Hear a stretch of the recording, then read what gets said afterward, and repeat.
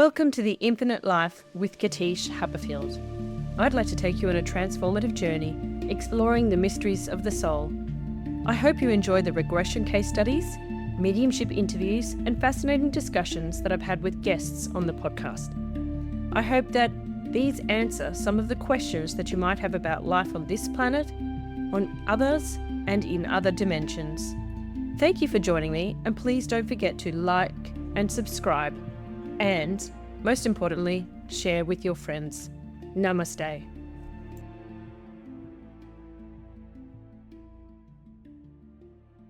Welcome back to the Infinite Life with Katische Haberfield podcast.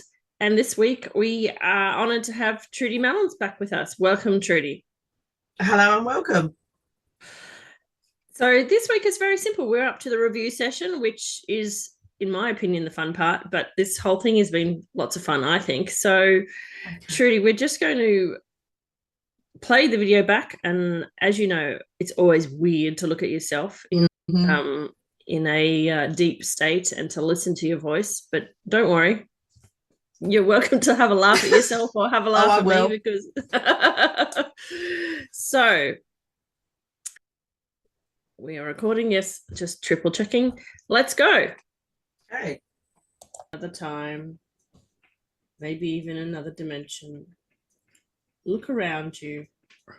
Engage all of your senses. Look with your mind's eye. Feel and know through your energy body. Listen with your spiritual ears. What is your first impression? I'm outside. Mm-hmm. It's really quiet. It's morning. And it looks like in the middle of nowhere, but there's cliffs and trees and caves. And I think I can hear water in the distance. Yeah, it's definitely water in the distance, but there is no sound. Okay. And how are you feeling right now? I actually feel nervous. Okay. But excited. Okay. And what do you know about yourself right now in this moment? Can you tell if you take a form? I'm neither male nor female. Okay. Got bare feet. That's, yes, it's nothing unusual. No shoes on. And I know I've got clothes on, but I can't tell you what they look like or feel like. That's okay. Yeah.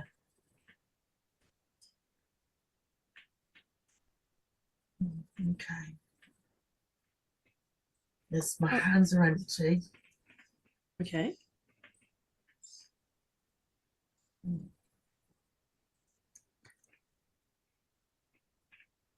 I'm looking for something. Okay. Well, just follow your instincts and let's see what you're looking for.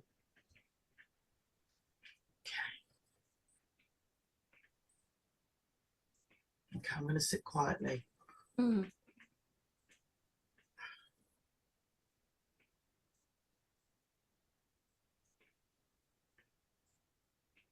Oh. Oh.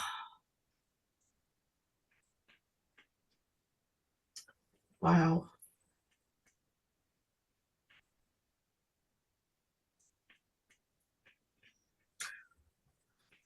I do not know what dimension we're in. I don't know whether we're on, I don't know, because that's apparently irrelevant. And there's mist everywhere now. And, oh, this is so weird. Out of the mist, I can see eyes. Eyes, okay. Big pairs of eyes, okay? And I know what they are because they're laughing at me. They're dragons. Oh, cool. Excellent. Oh, God. Okay, so I just wanted to check. In this last few seconds, you've been touching your eyes a lot. Is that because you were crying? Or is that... Yes, okay. I was so overwhelmed because I was really nervous, and I just remember feeling resistance throughout the whole of the first session. Okay. And so, yeah, when I knew where I was and I was just waiting for it to reveal itself, the emotion just rolled over me, but it was just pure excitement and happiness. And so, yeah, the fact that, because sometimes I go down these rabbit holes, the fact that there I was and they were all waiting for me was it was just so overwhelming. Joy at seeing them. Yeah, it was amazing. So, yeah, lots of wiping of the eyes because the tears of joy. Yeah, okay, great. And the other comment was, I know that you said it didn't matter where you were, but when you described yourself as, not having shoes on and sort of looking and just trying to describe clothes, but you couldn't describe them. But I had a feeling you were like in a human form, but perhaps it could be described as a humanoid. Would you say that would be a right description? Yes, because I really... they just kept saying it's irrelevant. Your form is irrelevant. Everything, whether the dimension, it just wasn't. And they do love to tell me lots of things are irrelevant when I want to know. So that sounds about right. It's probably just, well, look, take this humanoid form. The correlation is the bare feet, so that I know it's me because my feet are always out. So again, for me, that was them saying, yes, it's you. Your feet are out, type thing. Okay. Yep. All right. Yeah, that's just always interesting. I mean, yeah, that's the whole point is it's all about what you're about to see. But sometimes, I do wonder whether, when we come into a scene, because it's experiencing you, just how important it is to know, where you are, when you are, because it is, when you're doing these sessions, from my perspective, you have a list of things that you want to ask: age, height, what are you wearing, because when you do a traditional session in traditional past life regression therapy, of which this isn't it, these are clues to help you get an understanding to the time period, just for understanding what's coming up in terms of language and historical context, and helping the person understand the environment within which you are. But as soon as we start looking for happiest moments of our soul, we're looking for different frequencies, dimensions, planets, everything, and all of that goes out the window, and we're here not to analyze that, despite the fact that the human brain wants to know. I was because before I could even say anything, it was right off the bat. As I said, it's irrelevant. Yeah. And I was like, but I want to know, what dimension am I in? Where am I? Am I on Earth? Is of no consequence, which is very frustrating. But I was just having a conversation with Archangel Zodkiel before we came on, and he was trying to make sense of stuff for me about my own life, and he's just like, it doesn't matter, it feels like a long time, and it's like a blink up here, and you'll see when you get here. And I'm like, that's not the answer I want. That's not what I know. And that's the frustrating part, which is why it's all about humanists. We put everything into segments, into little boxes, and actually, as they've said, it's totally irrelevant. Even with our mediumship the other day, when you said, they're rushing around, but for them it's a nanosecond, but for us it's longer. So it's very frustrating to my little human brain when they constantly tell me, oh, you don't need to know that. Yeah, but I do. And they're like, yeah, it's not, and but I do.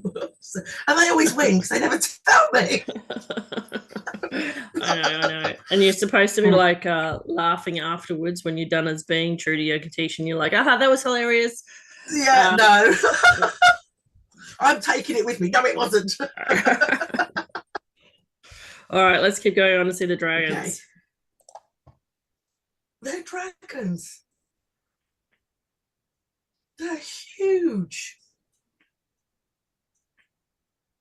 and magnificent and strangely happy. Strangely To happy. see me. All right. Well, they know why they're happy to see you, so let's explore that. And that's what I love about these, is because you're like, I don't know why they're happy to see me, and they're like, we know, but yes, I don't. And that's I find that really unfair, because they remember everything and we don't. So we get there and we're all surprised and they're well excited, and I'm like, why? And they're like, how do I know you? And they're like, well, where was that? And it's literally I mean, for me watching this, I'm like, well, my first reaction, which is really funny, because you're not supposed to have these reactions when you're running a session, is, oh, this is not fair. How come I didn't get a dragon? Why did I just go and be an astronaut and she got to be a dragon?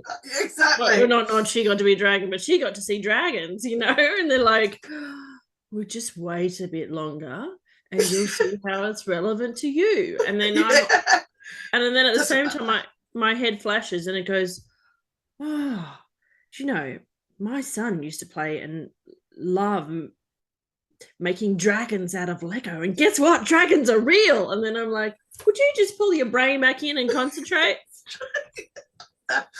No, I know, but it's like that when I take people to the Akashic, and I'm like, why don't I get to go through these big water slide and bubbles of joy and not actually drown because you can hold your breath? I'm just sitting here and you're finding your joy and they're squealing, and I'm like, really? So yeah, I get it. It's just like when I go to my joy, I'm just sitting there chilling, and I'm like, oh, really?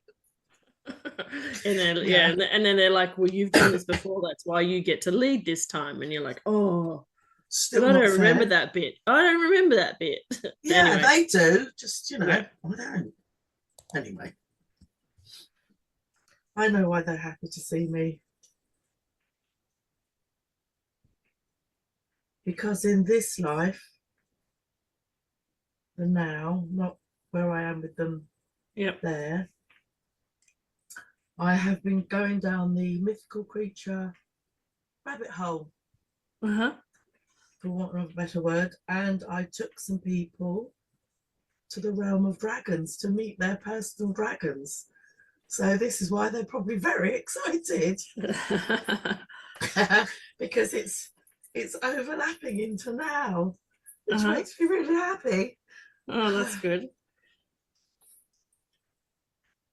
And how would you describe these dragons? How do they appear to you? Are they like formless dragons? They're light dragons, or are they more physical dragons? Because there's many different ways that dragons form. They're a bit of both. Some of them are just, the mist is moving around them, so I know they are there. Yep. The one that came to me when I took them to the dragon realm, and she looks the same. She is the biggest, blackest dragon there that ever I find she funny. Looks like she'd be all sharp and pointy. Why do you find that funny? Just, it's a standing joke, just where I am, because I'm strangely tanned. I say things and people get shocked, and I'm like, I can say it because I'm black. I get to say the things that people aren't, they feel that they're not allowed to say, and everyone gets really, really shocked. So I found it quite amusing that my dragon was the biggest, blackest dragon there is. It was just, is it irony? Just, I was like, of course it would be the biggest, blackest dragon, because everyone says to me, I'm like a Rottweiler with lipstick when I get going. So so don't mess with me. So the correlation of then having a big, massive dragon that's huge in every way, you can feel her majesty and her presence, I just thought, wow, why am I not surprised? I would have been disappointed had it been little tiny dragon. I'd have been like, really? Could we not, like Mushu? If it had been someone like Mushu from not Poker, what's the name? Mulan, I'd have been cross. So yeah, they kind of got that I would need a hefty bird. Do you know what's funny is because you're describing this big dragon, and you know what come to my mind? Toothless from How to Train Your Dragon. Yes. And I was like, she's talking scary and I'm seeing cute. Why is that? Oh yeah, she's not scary. Right. Absolutely not scary. But well, to me she's not. But I suppose that anybody seeing her would go, oh, because she's absolutely massive. But to me, yeah, she's toothless. Yeah. There's no harm. Okay, she's just going to roll over and I'm going to scratch her belly. Right. Okay. So yeah. All right. Okay. I was getting then possibly your interpretation of how you see her, a bit like we all see people as different. Like, yes. You know, like how somebody might be described as having a hard exterior but a soft interior. And if you know them, you just see the soft interior. So yeah, I guess me seeing toothless, as you're describing the dragon, is kind of me seeing your interpretation of your dragon. Yeah. Okay. All right. Keep going. With her scales and her wings, and she looks all bony, but I know when I touch her, she's as soft as pillows and feathers, and she just, so it's really weird. So she has a form, but it's like a force field, so, you know, it bends and it flows. So she's not physical like you and me. Yeah.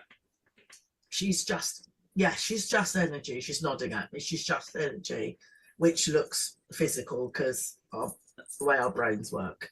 Yep. Okay. And they're big ones and little ones and fat ones, and they're all different colours, and some are minding their business and some are waving their tails at me and nodding their heads, and yeah, it's a bit smelly though. Are you in a lair of some sort? It might, maybe because possibly. Just from you saying it's smelly, that's. Yeah, it's not a bad smell. It's just, you know, it's a bit biffy. But okay. Yeah, it's just. And this dragon that has come to see you, the black one. Mm-hmm. What is your connection to her outside of the sessions that you have been doing as Trudy?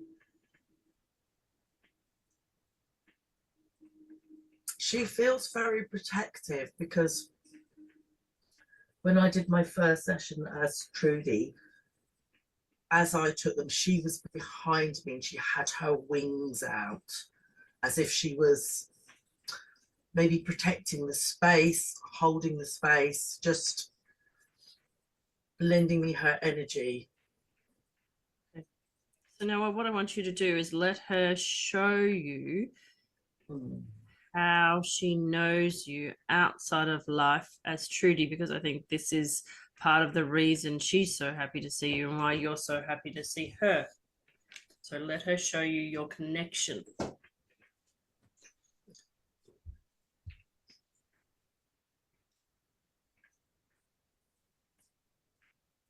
Okay, well, I'm riding with her, not on her, with her.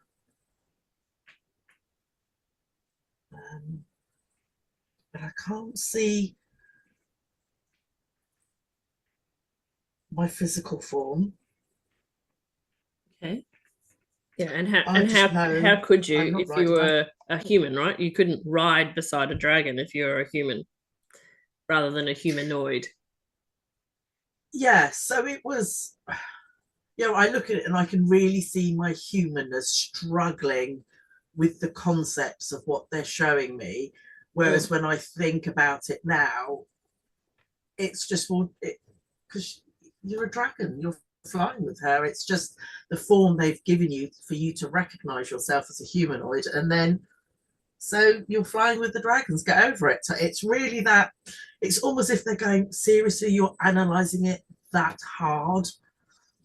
So yeah, I can really feel still the resistance and the trying to get out of our tiny little concept as to what they're showing me. So yeah, and it's obvious, of course I'm flying with her, because why wouldn't I be? Yeah, so but what you just said there was interesting. You said you're a dragon. Yeah. Yeah, but they're showing you as a human for you as Trudy Malins to get the concept. Yes. Okay. Just a distinction I wanted to make for the listeners. Because, that's a pretty out there concept as it is. Oh, I've been a dragon. Yeah, and people just go, okay, and the asylum is this way. So so yeah, I get it, which is why it was slowly I had to join the dots of, yes, you're in a humanoid form, and yes, these are the dragons, and then you're flying, and you can see the confusion is, I'm flying but I can't see my body. Well, you won't, because I'm looking for the humanoid, but I'm not going to see that. Yeah. So flying next to her. Okay. So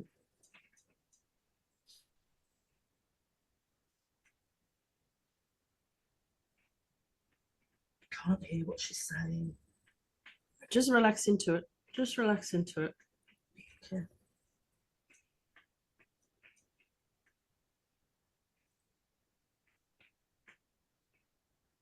Family.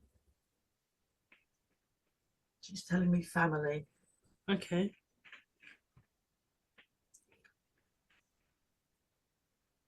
So Trudy, allowing yourself to rest your head down, down, down, down, going down deeper into relaxation, deeper and deeper into relaxation, so that you can just allow the scene to unfold.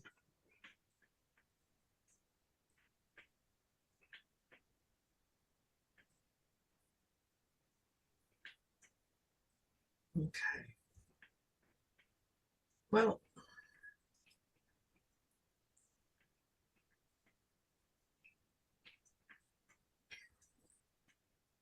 okay, I look like a dragon.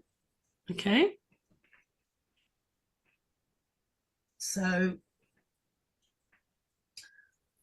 I don't know whether that means she sees me as a dragon, or whether I am a family dragon of hers. Okay. Okay. Apparently it's not important. Okay. Just family. She's saying family. Oh. Okay. She's really scooping me with her wings, her winger, to get me close. So yeah, again, the whole family. So she's your mum dragon. She's saying. So she considers you as family. That's lovely. And she's protective of you. So that's why, that's why she sees me as a dragon, because she's saying she doesn't to her that's family, so it doesn't matter what I am. If she says I'm family, so that's why she's telling me she's seeing me as a dragon, because family is family, and it doesn't matter what you look like. So that's why she's showing me that, because Are you going to say something there, Trudy? Yeah, she's seeing the confusion is, and the unwillingness to connect the dots. She's seeing me as a dragon because I am a dragon for her in that time. So that's what I was going to say. Yeah, and it's interesting because then there's a second layer of that, which is, and she still sees you as family and will always see your energy in whatever form that you are represented in as family. And I think that's what's really difficult for us humans to get our brain about is we see ourselves and remember ourselves first and foremost only as in the present moment, in whatever form that we are. And in the human form, it feels particularly difficult to conceptualize or understand that we have been in any form other than who we are right now, than this, and any other personality than the one that we are in right now. So to bend your mind to then say, I could have been a cat, and then I could have been a dragon, but not only could I have been a dragon, but a formless dragon. And, you know, like when I'm listening to myself going, which level of dragon are you? And then I'm like, well, I know where that came from because I had my own personal experience with dragons in 2024. But prior to 2024, well, I think just only 2024, I would have gone, there's levels of dragons? What the fuck what are you talking about? So sometimes you look at yourself and you're like, oh, here we go. Here's some knowledge that I didn't even know I had coming through, looking like the bleeding obvious. But yes, and the other thing I noticed with you in these sessions is you're very like me in that, because we both, intellectuals is the wrong word, but maybe it's the right word. In the metaphysical, spiritual world, we are intellectuals in terms of we are passionate and curious and fascinated by it. So you and I both try and come in and out of the state to analyze it. And I'm like, would you lay your head back, woman? Yeah, you see, because I'm there, I'm shifting up. Yeah. Whereas I've looked and everyone else is just lying there, really relaxed. I'm like, I might as well be having a disco going on in the chair right there, jumping into that. Yeah. And the other thing that's really interesting to me is when you're like this, well, I assume you weren't feeling the pain that you had in your back. No. Because I was watching you moving up and down through this whole session, knowing that you'd been in a lot of pain and thinking, oh, I hope she's not jarring herself. But no. Feel the only, no pain whatsoever. Which is interesting, isn't it? Because how can you be in your body with a lot of pain and yet not feel it? Which is fascinating. Yes, it is. Yeah, anyway, I was going to make a reference to the Katische, because when we do that, and I tell them, I said, when we come back, you will feel jet lagged. I said, that's the only word I can describe. And they said, what do you mean? I said, because your physical body is here, but the essence of who you are is there. I said, so then when you come back, I said, you are going to be exhausted, drink water, journal, go to bed. If it's the time to go to bed, take a nap, whatever it is. So yeah, the concept of being here and there. So physically, but because I was in that altered state, I couldn't even, I mean, I'm freezing right now, but I remember not even being cold. Obviously I was at the beginning, but in the session, there's nothing, you don't feel anything but the moment you're in with the dragons. So yeah, it's, my brain's like going right now, but it's amazing. All right. And do you need to, just as an aside, get anything else to make you warmer? No, I'm as warm as I'm going to get. I've got my little Wheaties bag and I've got my hands around it, so I should be fine. All right, no worries. Let's get going then. Human brain, family, human. Yes, yep. Yeah, lovely. So she's here to show you some happy moments. So what does she wish to show you today that she feels you need to know to understand your happiness?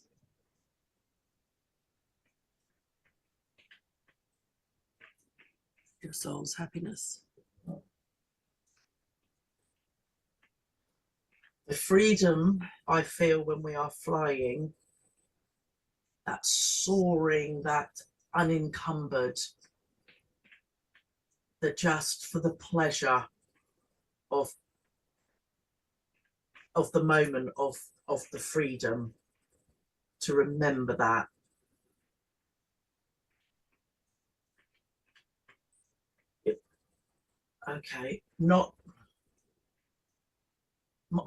My mind can take me wherever I want to go. So even when I am living my life as Trudy, in those moments, my mind is always free, always. And that's where I can always find my freedom. Always. Okay.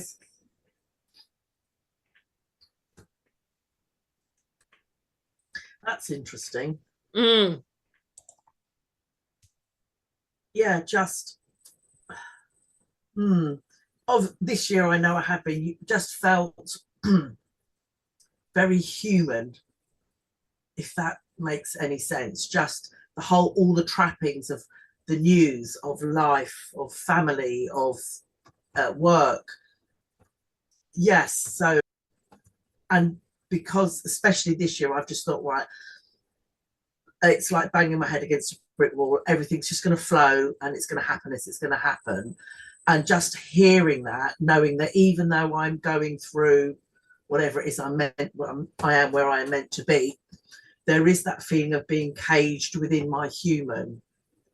So yes, actually I'm not, because my mind can take me wherever I need to go. So that was obviously a very poignant reminder for now to continue the joy and the happiness and the freedom. So yes, I'd forgotten that. Yeah, I think that, and that is the whole point of these sessions, is to show people that irrespective of what shit is going on in their life right now, their mind has the capacity to show them amazing experiences if they only let go, which is the difficult part. And yes, the whole point of that session, part of that of this session, was to show you the freedom of flying, and you can't feel physical pain when you are flying. Exactly. Oh, well, apparently you can't. Anyway, so it's like,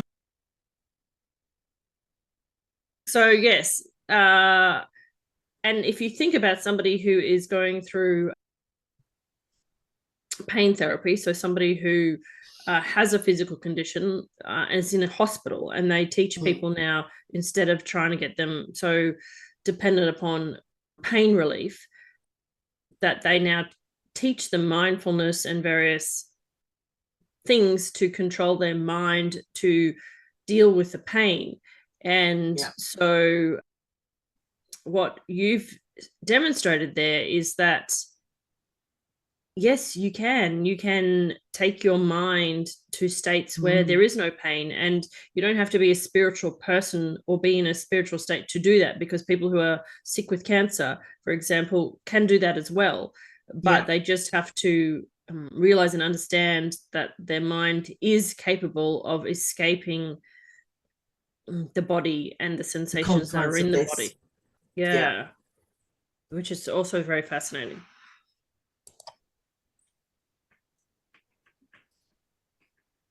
Yeah, I can go anywhere, and it will just, wherever the joy takes me in that moment to go is where it's all good.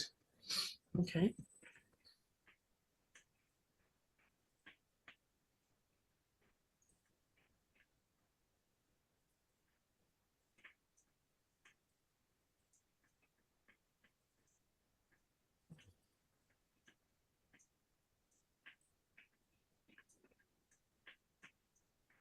She's saying goodbye.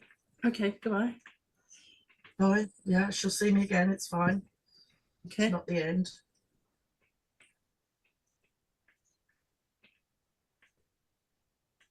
Now I'm back on where the cliffs are, and the not misty, but it's still quiet. Okay. I got a real sense, and I don't know if it was just for me or it was you as well. Like, is that it? Yeah, it was. It was just, they were like, yeah, bye. And I'm like, they do that to me in the Akashic. And they literally go right, and the door, as I'm then shove, shove, shove, shove, and the door slams. I'm like, oh, I was only here 5 minutes. Yeah, you're done. Finish. Go. There's no. It's because of the laser specific intention, right? And we're always told, make your intention. And so they're like, well, did you say I would like to go flapping around in the ether for a while? Or did you want to learn at least 5 moments of happiness? Because we can flap here all night if you like, but you said you wanted 5 moments of happiness. So here you go. Done. Yeah, love it. They're just so literal, which again amuses me, because we're supposed to be the literal ones. And they're just like, well, you're done. Out. Why are you confused? What's your problem? Oh, yeah. Slam the door in my face.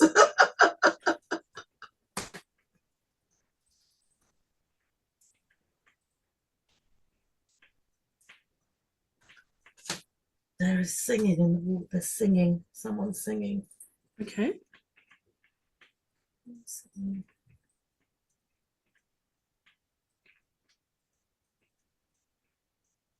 There's a waterfall. Mm-hmm.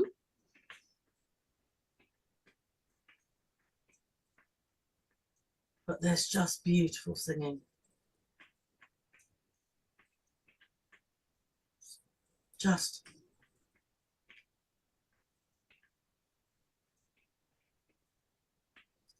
I'm just going to sit here and listen. You do that.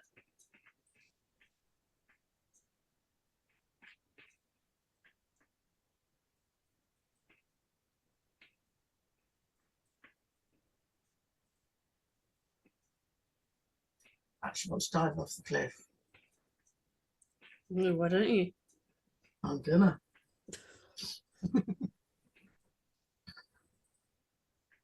Oh, that feeling is horrible.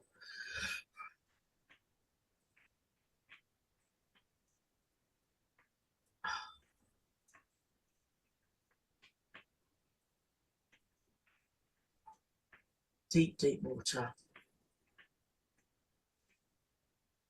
And it's cold. So the feeling was horrible because it's that anticipation before you do the dive. Is that what you were feeling, like the churning I of the don't stomach? like heights. I don't like heights. And so that jumping off, just the whole, yeah, not good. I just don't like it. So the fact that I wanted to dive into the water, that's what, yeah, it's the jumping and the not liking it. So Trudy Malins, the former dragon, doesn't like heights. In this, like, no. I know, it's quite funny. Don't worry, I get you. I hear you as well. But yes, it's illogical, but it's interesting. I don't even know where it came from. Yeah, and this is a happiest moments of the soul session. But and you can pick apart your life forever. And you could say, oh, is there a past life where I died jumping out of a plane, or where I broke my wing as a dragon and never, ever healed it again? Do I need to go heal that? And they're probably like, well, we just showed you where you were flying and you weren't afraid. So what's wrong with you? We fixed you. So don't go back and do anything else because you're done. Do you know what I mean? So that's what I kind of find interesting about these sessions is it's like, well, you said it's not therapy, but we just showed you that you were flying without fear.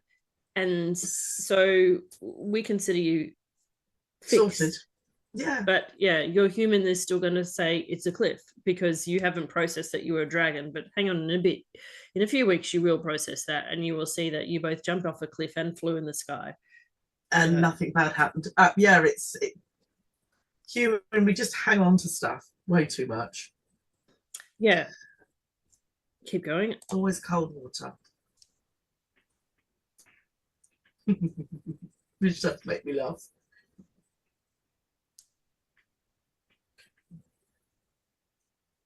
Oh, that's sweet. It says that the whales are, I don't know what route this is, but this is the route the whales take.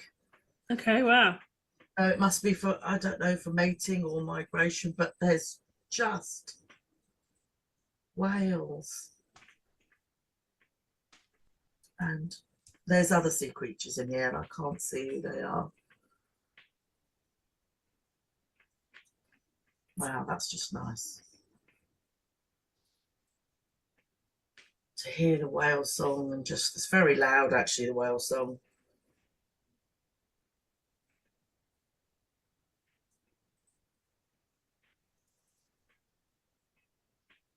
And I feel very small.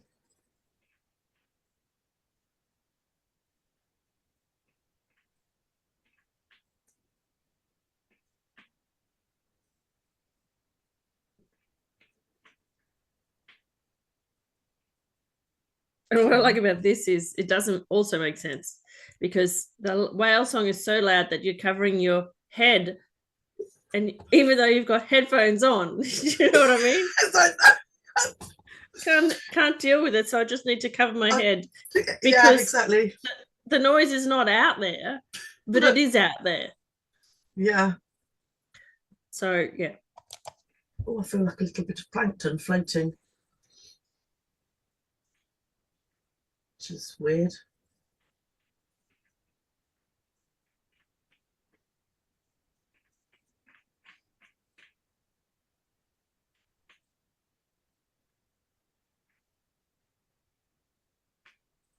Gosh, I didn't know there was that many whales. And for them all to be together, that's really quite something to see.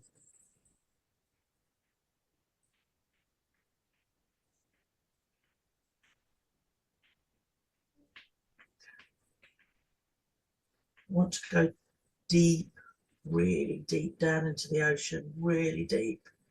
Okay.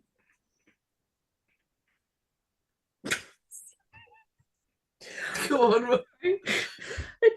I just got flashed back to when I was a child sitting in the kitchen, and my parents tried to explain to me that there was a bottom of the ocean. And I was like, what do you mean there's a bottom of the ocean? They're like, there's sand on the bottom of the ocean. And I'm like, no, there's not.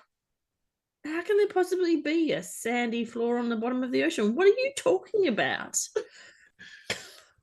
But yeah, it just, even now I'm thinking, how is there sand on the bottom of the ocean? And it just doesn't make sense. And that's why I just wanted to, it's almost like I wanted to go into the center of the earth and just keep going and pop out and see you in Australia. I don't know, just wanted to just go deeper and deeper and deeper. And, yeah, just even thinking about it now, I'm like, I can see myself looking and seeing the bottom of the ocean going, this is not right. Why? Yeah. How is there sand?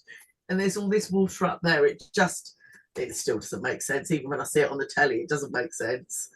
Yeah, and I think this is where I think we'll go into it. I can't remember, but this is where the concept of dimensions comes in, because there's something in both you and I that has gone, there shouldn't be sand.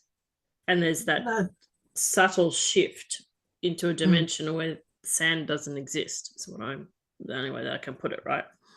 Yeah.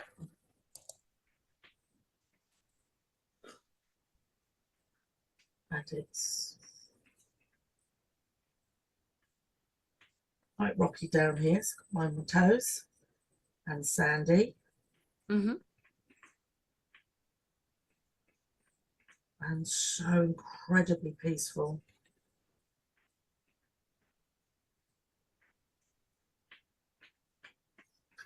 And as much as it's really dark, it's strangely quite light. Mm-hmm. I think maybe which is just sounds a bit weird, but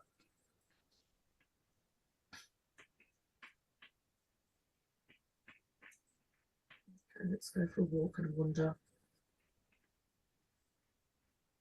There are some sea creatures in the distance, but they're too shy to come forward. So I'm just going to have a little sit and see what happens. Okay. Because when you're plankton, you can sit and you can walk, right? Of course I can do what I like. It was just, but it's I think the thought of sitting on the bottom of the seabed, whether it was rocky in the ravines, still doesn't feel right. But it feels like it's almost like we're just going to pander to your humanness right now. It really feels like they don't want to be seen. Okay, yep. So I'm just going to just bob up and float to the top of the water. Oh, I do love being in the sea.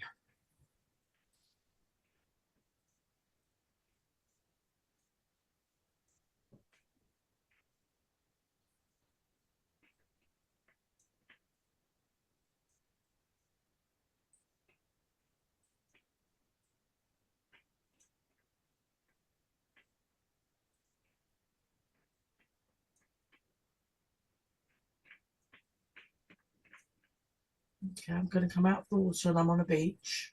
Mm-hmm.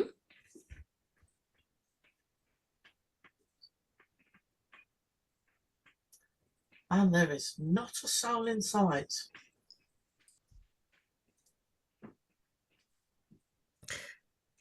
This is what I found interesting, because out of quite a few of the sessions, the other participants have really enjoyed the scenes where there's just them.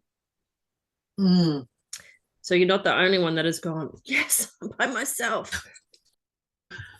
Sorry, I've got an itchy nose. I'll just be 1 second. Carry on.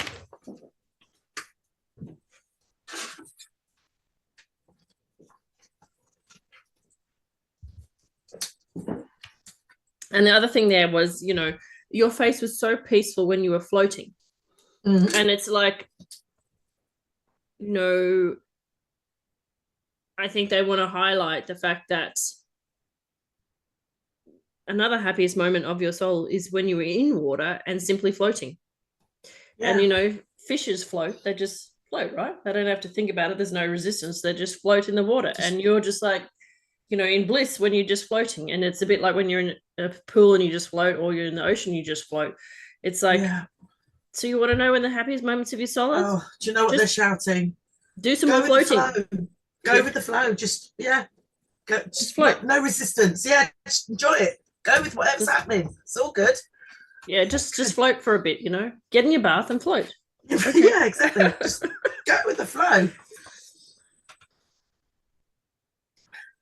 I also feel like I've had this weird feeling as well that it's like right now we are watching ourselves watch ourselves, right? And I feel like that in some other time or place, you and I have been like having this radio show where we're watching ourselves watch ourselves. I'm sure we've done this before. We've done this before, and it's just like they're laughing at us, going, "Yeah, all right, you'll realise it one day." We'll go back to that place, watching ourselves several times over, watching ourselves. We had a radio show in Mars, and coming live, or not, depending.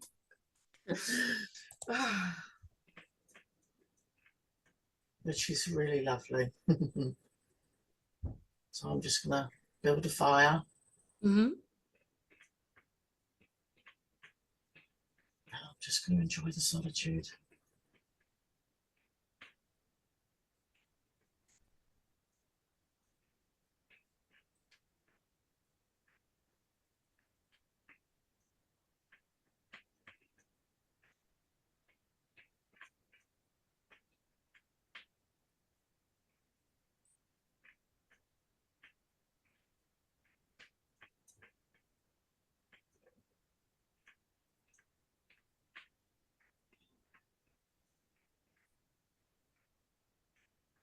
Crackling fire is so peaceful to listen to.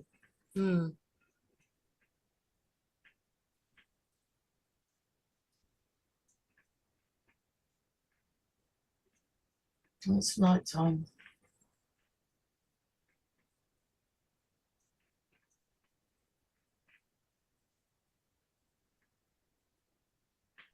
Sleep by the fire.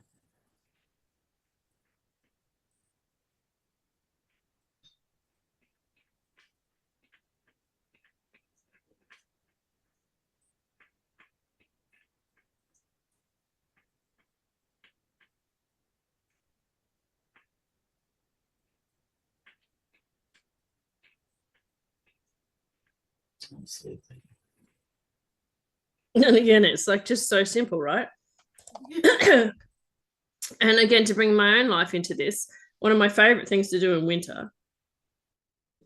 So I live in a new, very new townhouse, right? We don't have a fireplace, and I love fireplaces, but I literally turn on the TV, turn it to YouTube, and put a picture of a crackling fire, and I lie there watching the fire, and I feel warm, and it's like, how ridiculous. But really? It's like, well, there's no warmth coming out of the TV, but my brain goes, there's a fire there, so I'm nice and cozy, and I don't need the heater on. I'm just like watching the fire, and it's exactly the same as what you're doing here. It's like, so do you want to relax, Katische? We'll turn the TV on and pretend there's a fire and lie down, and you'll feel warm. And it's like, but don't I need a jumper or a blanket? No, because your mind can make you feel warm by simply imagining that the fire is real. Yeah. Oh, you say that. I remember walking home from school. It was about half an hour walk from the bus stop to home, and it was freezing cold. It's always cold. And I remember my brother was saying, "Oh, it's mind over matter." I said, "Oh, but Troy, I'm so cold. My coat doesn't keep me warm." And he went, "When you're cold," what was it you say to me? the outside is cold, but inside I'm warm. He said, and I'm telling you, you'll be as warm as toast. And I remember getting off the bus is warm, muttering and grumbling. I thought, right, I'm going to do it. And it's true. Just that chanting, the outside is cold, but inside I'm warm. By the time I was dripping and ready to take my coat off because I was as toasty warm, because I just told myself I was warm. And so, yeah, that whole mind over matter, yeah, just I was in that moment, I'm warm. So it's, yeah. Fascinating.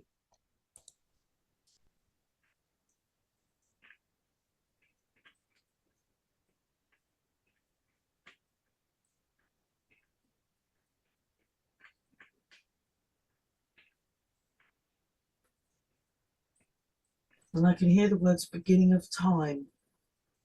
Okay.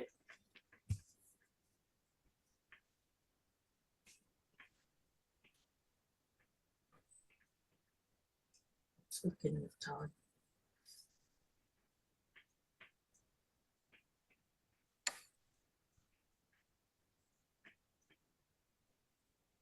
I don't know what that means. That's all right. Beginning of time. Just continue to enjoy sleeping by the fire, and anything that needs to be revealed will be revealed.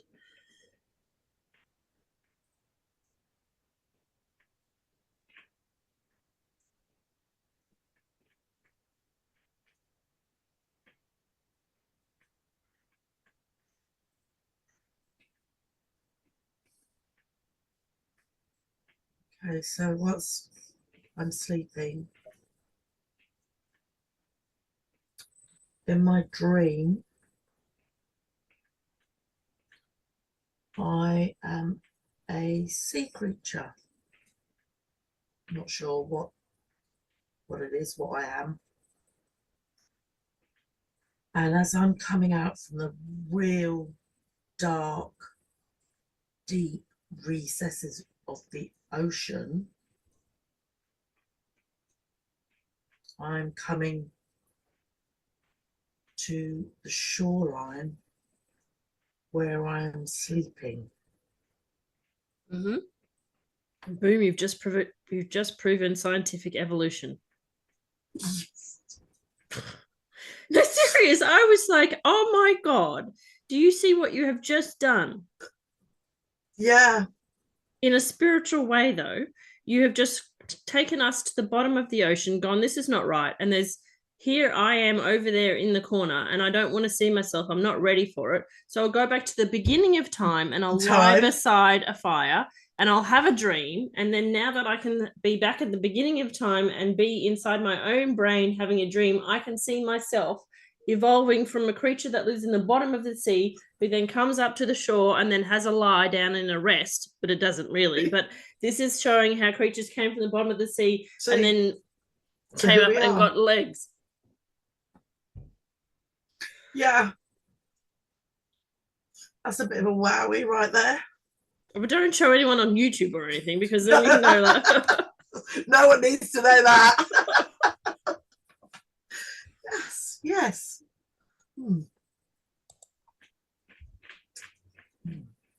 As I'm getting closer, my big size is just getting smaller and smaller, so that I can crawl out of the water. Mm-hmm. And join me on the beach sleeping. Okay. And here, this is where like Archangel Zadkiel is just laughing his face off right now, because he's always said to me, because I'm like, why is nobody watching my YouTube videos? And he goes, very sorry, but you're a little bit ahead of time. And after you're dead, people will go, she did what? And I'm like, could we like just make it like in my lifetime, not after I'm dead? Like, could I like just enjoy it? And he's like, well, we've done that and you didn't enjoy it. So we thought we would just let you enjoy it. No. Like, as in like you've been somebody who was got lots of attention and was very famous in their lifetime, and you freaking hated it. so now we'll let you be famous after you die. Will that be all right? And then you're like, no, I. And they're like, but you've. And You hang didn't on, like it. we've just shown humanity that you did actually crawl from the ocean, like the scientists say. But then also we've been everywhere already at once. So anyway, I get why, because maybe because that proves scientifically, but then we're talking about Archangel Ezekiel. So then there's the religious side of it. So yeah, people are going, yeah. I know, so probably attention for all the wrong reasons, which is why you didn't like it. Yeah, because in my session, I still got to do my own second session. I was like, I said something, and I was like, oh dear, I don't know if I should have said that. And it was about God, and I'm like, oops, somebody's gonna come and kill me. Shit. We're gonna have to put the profanity filter on this one. Oops, oh dear. Take it all down. Quick. Take it off of YouTube, because they're coming for me. Because it is a real threat, because there are religious zealots, and if you accidentally say in a session, oh, God's not real, and then they're like, right, get my spear, and you're like, but anyway, so let's go back to the ocean. And it's easier to be a fish, right? Yeah, it's so much easier.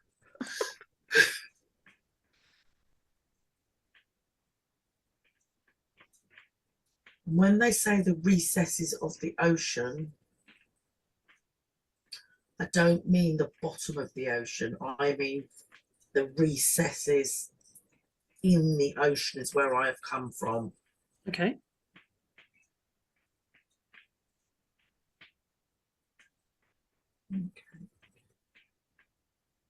See, because that even says that there isn't a bottom of the ocean.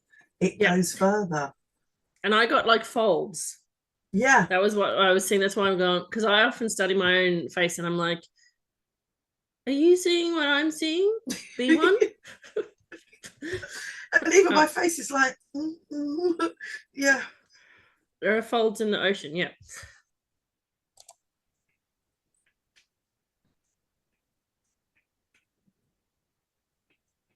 Okay, it's still the middle of the night and I'm awake. Mm-hmm.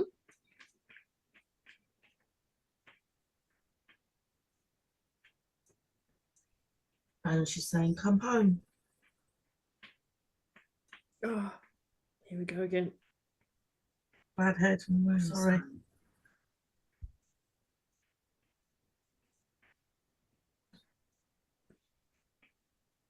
Oh, there's such a yearning to go back to the water.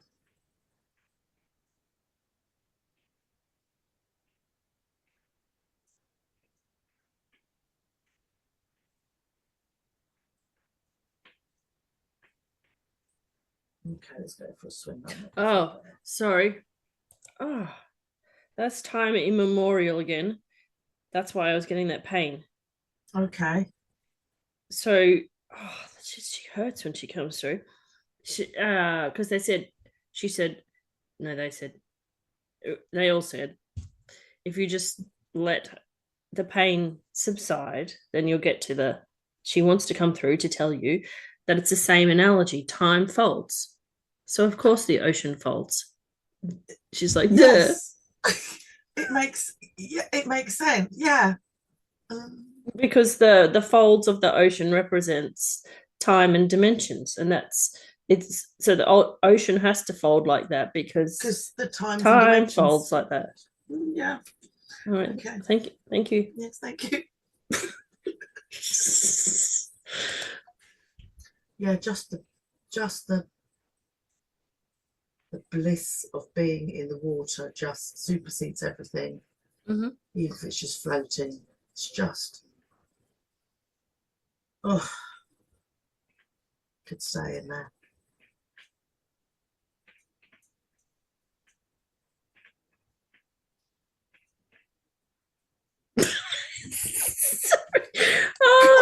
The commentary, and they're like, so you did, and it was blissful. And so when you humans say geez, I wish I could live a simple life and like be a fish going around in an aquarium. We say to you, would you like to be a fish? And you're like, don't be stupid. You must get you must get bored going from as a goldfish going from one end of the bowl to the other and running into it and going, was I here last or shall I go around again? I'll go that way again.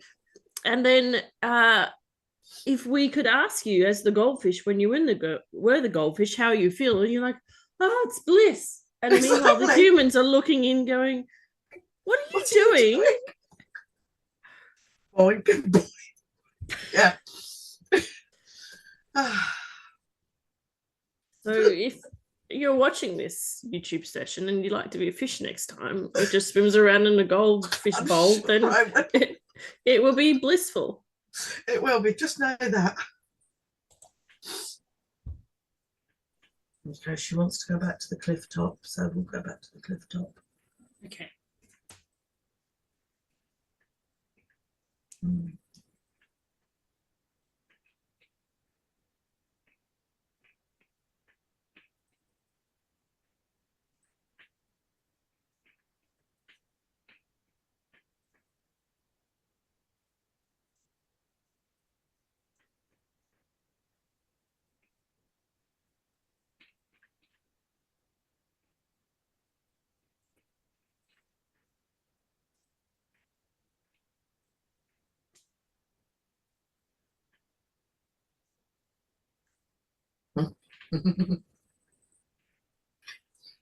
So we've gotten up from sitting cross-legged and we're just running around like a crazy person, which is quite nice.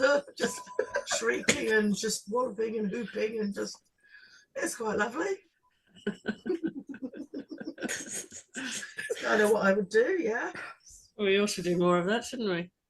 We should. So the real question is, Trudy, have you run around your backyard? Oh, just running. I tried to, but it's soggy because it's been pouring with rain. So can't do that. So I just spin around my pole like a crazy person. Okay, fair enough. Either way, it's good. That's interesting because when I said that, before I said that out loud, I saw a picture of running around an Australian backyard we have the washing lines that are, the stick, the traditional old-fashioned ones. Yeah. And then there you go, you said the pole. So I'm like, okay. There you are then. Or you can just get a piece of grass and run around like a mad idiot. Yes.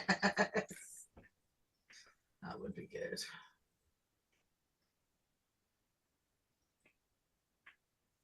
Yeah, we're just making noise, just happy sounds and just grass and found a couple of stones, but the whole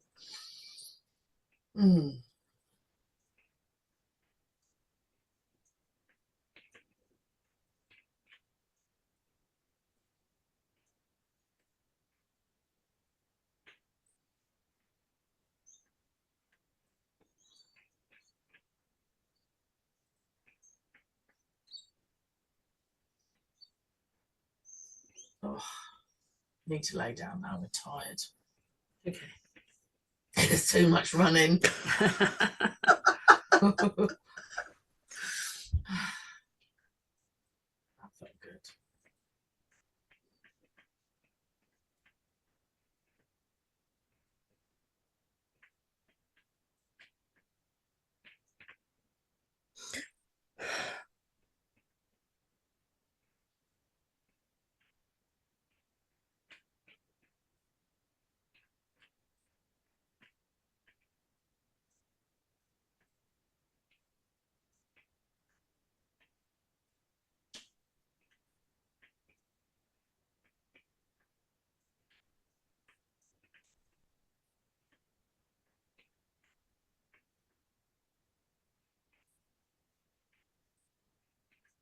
Oh, I can actually hear people.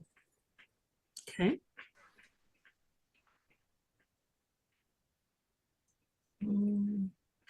No inclination to go towards them, just the sound of them is comforting.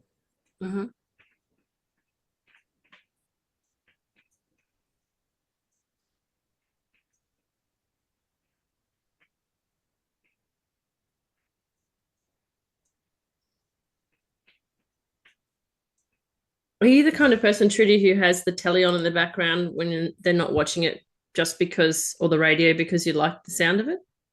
Yeah. Yeah. Yeah. See, that's exactly what I was thinking at that time. Whereas I'm distinctly the opposite. And I always find this fascinating because I've turned into the same as my mother. And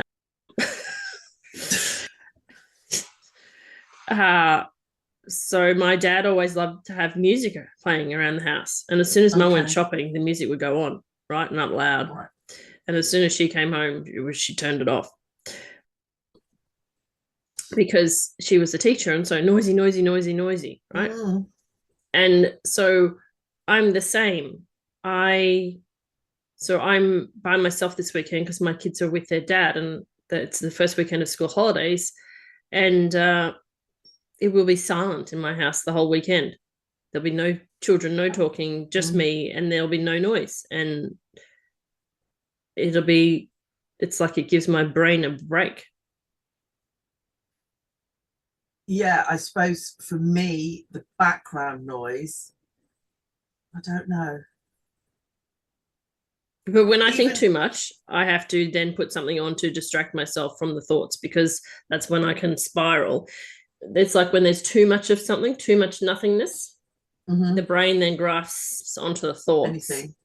And then I have to go and listen to an audiobook so that I can forget about what I'm thinking about, so that I can go back to that still natural place, still peace place. Do you know what I mean? It's like I need small moments of noise, whereas your brain needs the background noise to come. Yes, I'll just because Phil will come in and go, "What are you watching?" I said, "I have no clue because I'm not actually watching it, and I'm reading a book, or I'm knitting, or crocheting, and he's like, but I'm like, it's just white noise."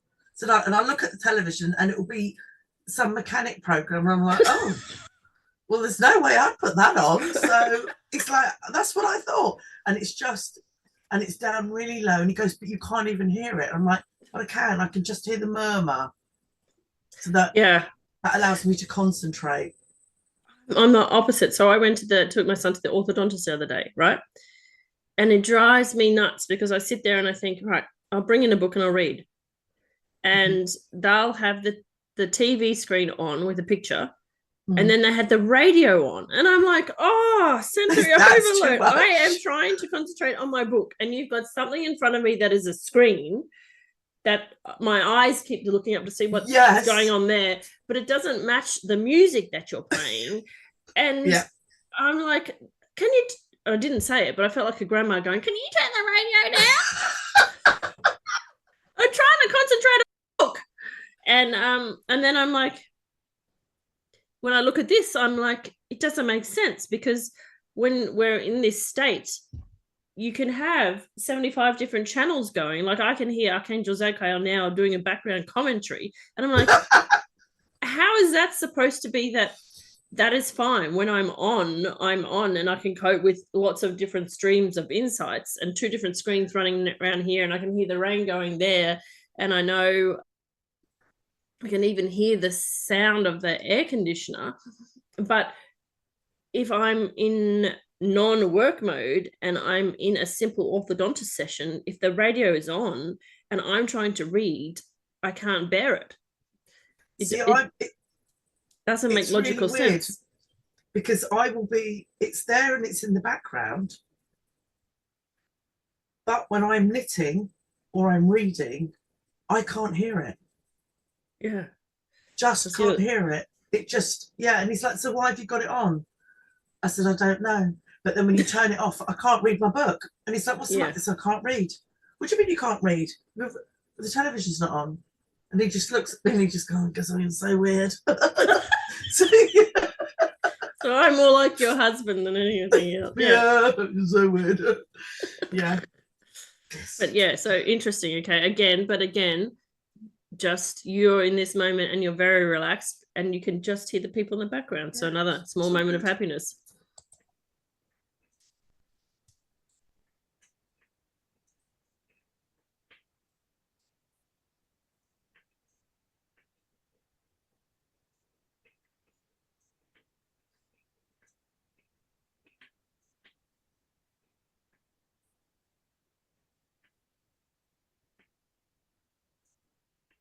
And the words again, come home.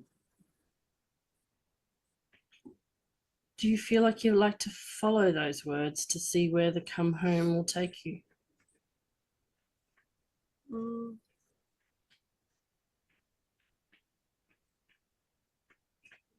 Oh, yes, I remember how this leads in. It's a literal come home. Mm. I guess all you need to do is say, okay, and they will help you come home to wherever this home is that is about to bring you some happiness, because we're only doing happy moments in this session. So the coming home will bring you happiness. Then say, okay, take me home. Okay.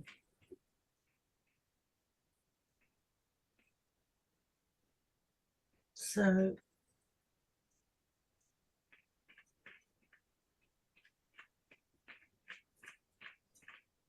there's a baby, well, probably not sitting up, and so probably maybe about not quite a year. Mm-hmm. Just looking at me.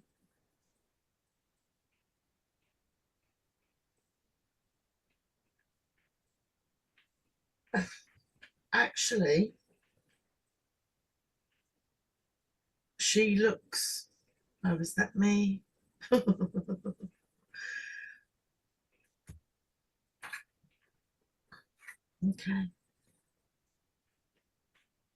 All the resistance. She looks like me, but I don't think she's me. Okay. But she's quite cute. She's fat. I like fat babies.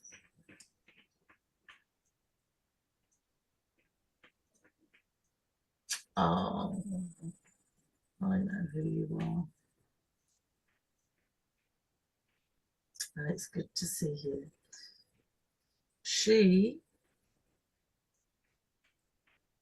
Oh, you bring, okay, so I'm back here to this lifetime as me. Mm-hmm. And she is my daughter's twin that never came. Oh, wow. Okay. So,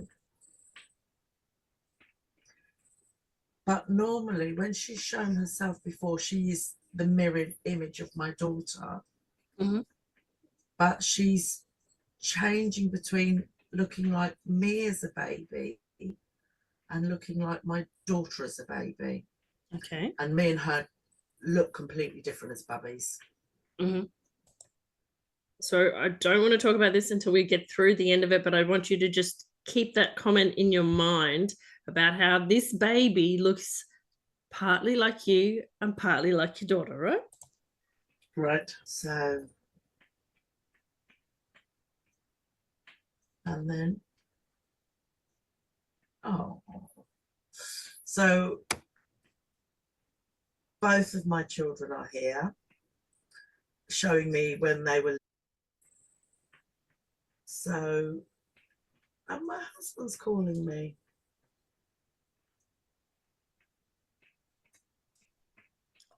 I just got that. Sorry. That links into the next session when your husband's calling you in the dream state. Yes. Yes. Which is lovely because we're all back together again. I said, why are you here? Oh, she's just come to say hi. She just wants to be part of the family and just feel it. So, okay, we can do that. Oh. She's okay, so she's taken me a little bit further back. So she's taken me back to when my eldest was little. Mm-hmm. And before we had the conversion done, and she was in the front bedroom. And we would go in the morning, and my daughter, she had big, and when I say big, I mean this big, cuddly toys that family had bought her of Winnie the Pooh, Tigger, Piglet and Eeyore, all of them. Mm-hmm. And they used to sit at the outside of her cot, at the bottom of her bed, and she used to see them. But when we used to come in the morning, they would be in the middle of the room on the floor. Okay. And so she is saying, thank you for letting me play. Oh, how sweet. So actually, okay, this is a bit weird. She's showing me how she felt happy that we didn't get scared. Okay, so when we used to go in we would like go, how on earth have you done this? Because she was little and there's no way she would be able to pull herself up and move these. I mean, we're talking they're massive. And she's saying, thank you for not freaking out. Thank you. And thank you for letting me stay. And thank you for letting me play. So she obviously came to visit when Felicia was a baby. I was making the assumption. Okay. So, yeah. Okay. So that made her happy.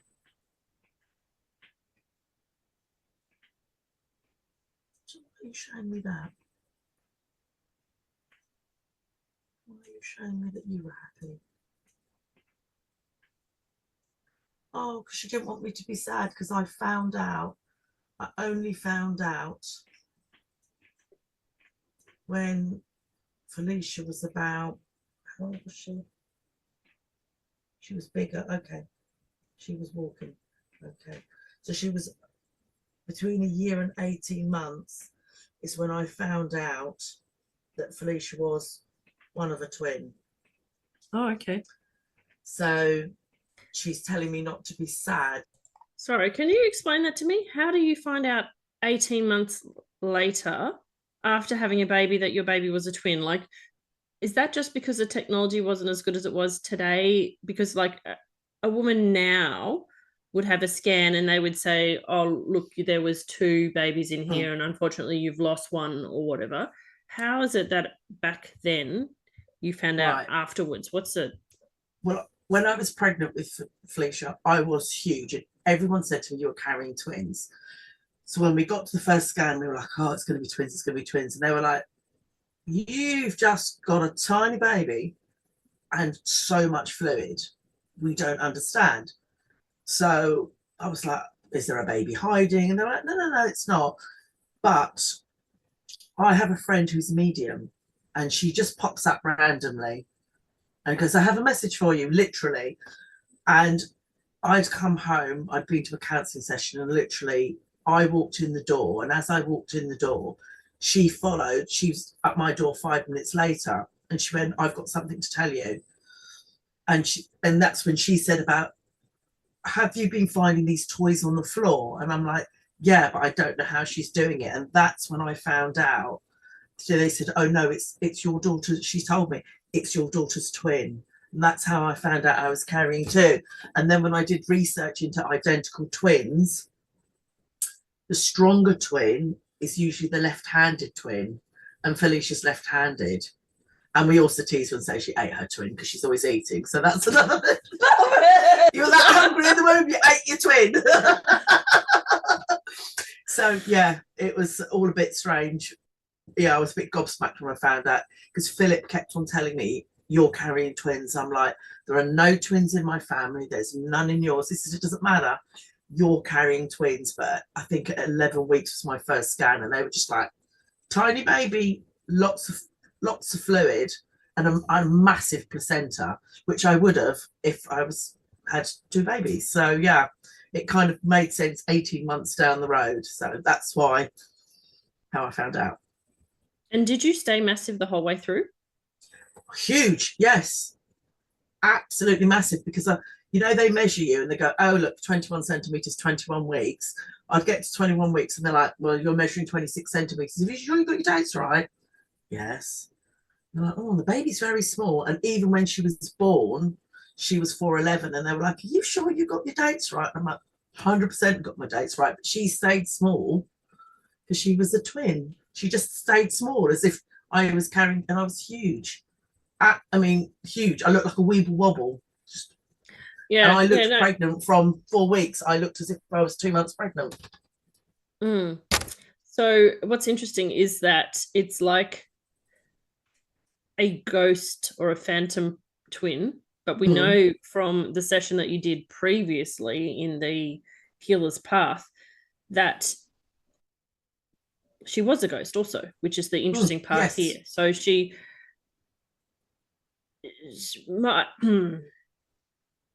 I don't understand technical things to do with pregnancies, but we know that she didn't go to the light. So she stayed in your womb, basically. Yeah. Yeah, basically. And because Felicia should have been the big baby. Yes. If she was the left-handed one and she was the only twin left, she should have received all the resources. Yeah. She didn't. She stayed small. 4'11". She was 4'11". But she was 7 also. And the other thing is, that's really interesting. Because you know, when you have twins, you normally go into labour early. I was 7 weeks early when I went into labour with Felicia. So yeah, the whole twin pregnancy thing played out as if I was still carrying twins. Yeah. Okay. Yeah. Because you were. But I was, yes. Okay, fascinating. Okay, we'll keep playing because it's not going to make any sense to the people that are listening to this or watching this, but we've got it now. Don't worry, we got it. We know. Because she's not sad. She wasn't meant to be with us. So I was sad at the time. So she's, okay. It's a bit of a weird way to say it, but yeah. Yeah, I understand. Don't be sad. Yeah. And that's really interesting also because now that I remember back, there's another participant on the Infinite Life podcast for the Healer's Path who also had, I don't know if it was classified as a twin, come in and stay with her, and her evidence of her existence wasn't visible until we did the third session or second session in that session where we identified that she didn't even realize that her energy was still was Jennifer. Okay. Yeah, so now that's making sense too because she was like, but I didn't get born. But her energy was affecting Jennifer still as a middle-aged woman because there was aspect of her that tried to come in with Jennifer. Right. Or succeeded in coming in. It's like she had one foot in. But she didn't because she was like, I'm not incarnated. And I'm like, well, I can see you and feel you. I know you're incarnated. And she's like, but I didn't officially incarnate. And didn't officially.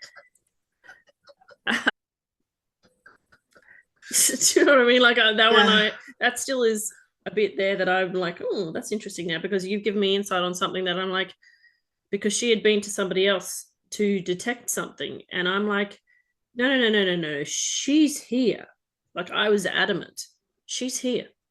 I can see and feel her energy. And she was even like, I'm not here. But I'm like, you're here. You are. Now you need to remove your tentacles and go back. Go back, yeah. So anyway, yeah. So that explains the effect on the womb. And anyway, I lost myself. But anyway. Yeah, no, good.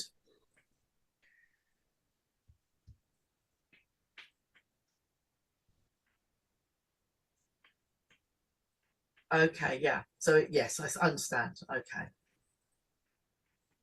Yes, so it actually makes me quite happy that, and we crossed her over the last time, that she found us, as it were, and was able to just be around us for a bit and come and go, and now she's crossed over properly.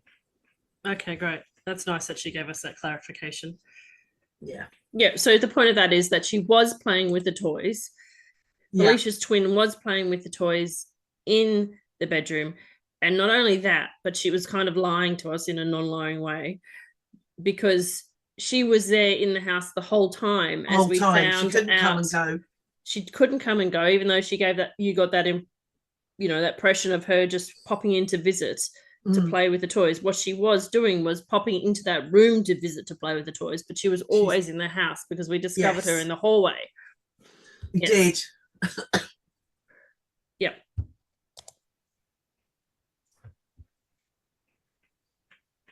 Bye-bye, darling.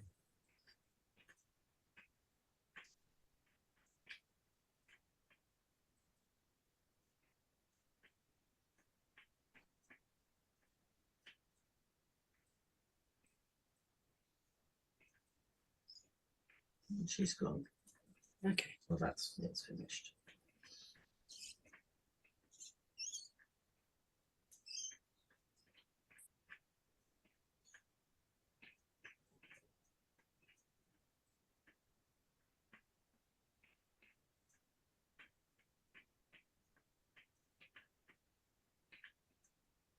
So does it seem that there is anyone else in spirit form that has a happy message for you today? Is that why we're in the present moment?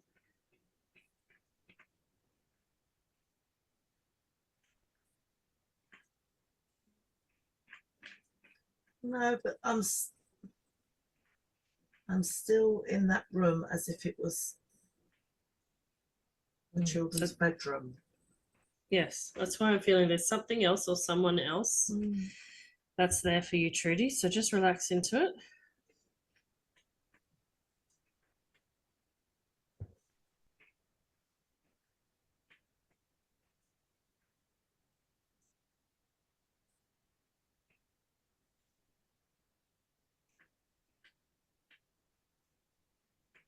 Oh, this makes me very happy, but also very emotional. You can't say things like that to me. Well, you can, because you just have. Okay. They're telling me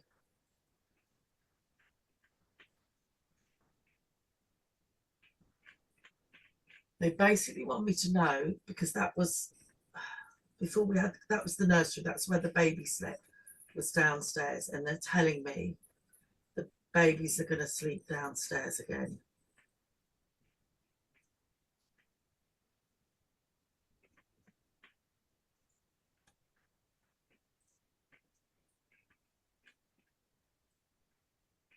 Because there's a cot in there. It's no longer their bedroom. So there's no carpet in there. It looks like the flooring that's in there at the moment, but the sofa bed's not there. And there's a cot. So you're seeing a future baby? I must be, because I can't have any babies. No, so this could be like either a visiting baby or a grandbaby in the future, or maybe they're just telling me. I mean, I know my great nieces, they slept there, but not in cots. They slept in the bed, and that was their room. And they've just said babies will be sleeping in the room. So okay, I'll just take that. That makes me happy. I'll take that, whether they're visiting babies or whatever. Okay, thank you. I'll take that.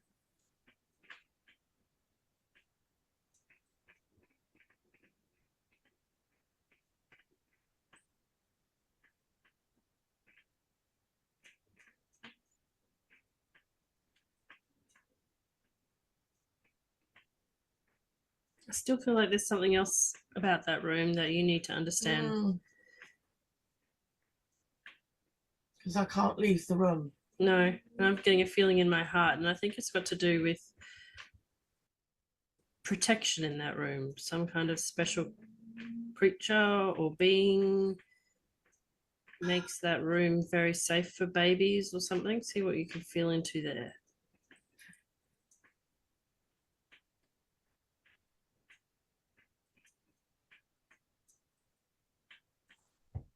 So this is where I just have to put my little disclaimer in here. So this is why this is called a happiest memories of my soul session and not a past life regression therapy session. Because as a past life regression therapist, I would not be allowed to do mediumship. No, you wouldn't. Because you're supposed to. So in this scene, we have already gone, we've done hypnotherapy with present life regression, which I used to call age regression. We have done future life regression. We have done past life regression, and we have done mediumship. And that's the mediumship component is the bit that is not allowed in past life regression therapy, which is where I professionally struggle, because it's like the world puts a container that says, okay, you can do this stuff, so let's put the label of past life regression therapist on you, and oh, you're also a hypnotherapist. But then you can see things that your clients know or aren't saying. So we're now moving into mediumship and a little bit of future clairvoyance as well. And oh no, that's naughty. You can't do that. So don't do that. So that's why I'm now calling these a session name and saying these are not therapy, because they're quite clearly providing comfort and moving emotions. But the angel said to me, according to the world that you live in, you have to call this a non-therapeutic podcast session to fit the boxes that you have to live in. So anyway, I just wanted to say that that's why I now offer mediumship sessions separately. Yes, I've been seeing that, and I was like, why all the change when you do it? It just flows so seamlessly. So yes, now I understand why. It's because of the parameters we've set ourselves in the human world. It's like you're not allowed to cross over. So if you come to a past life regression therapy session, you will get past life regression therapy without the mediumship. And if you come to one of my special sessions, then you will get everything. But it's a special session. So which version of Katische would you like? All of them.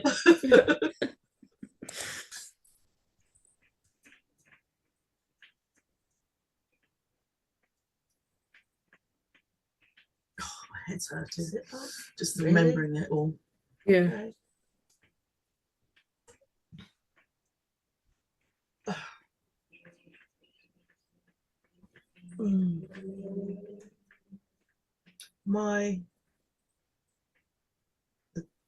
Two of the people that I took alongside the others when we went to the Dragon Realm, my youngest found her a dragon, and their personalities were hilarious. They were just so alike. Whereas my eldest daughter's dragon, they had some sort of falling out, and they went their separate ways. But is it the dog?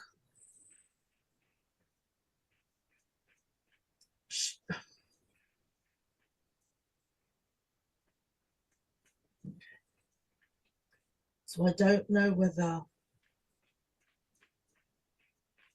because she was born in the year of the dragon, so I don't know whether it's her dragon that's always been with her but never showed itself until recently because of this falling out they had in the late 17th, 18th century. Because he came back recently and he wouldn't talk to her. And he came back again and showed himself fully, and then showed himself as her dog. Okay. So don't try and analyze it for now. Okay. Just try and let the protective being appear.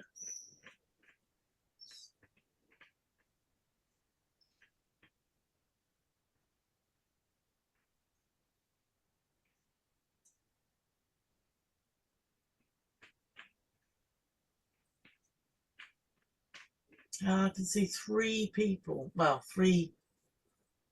My dragon, her dog, and my grandfather. There we go. And you have to get past a couple to get to the next layer. Yes. My grandfather.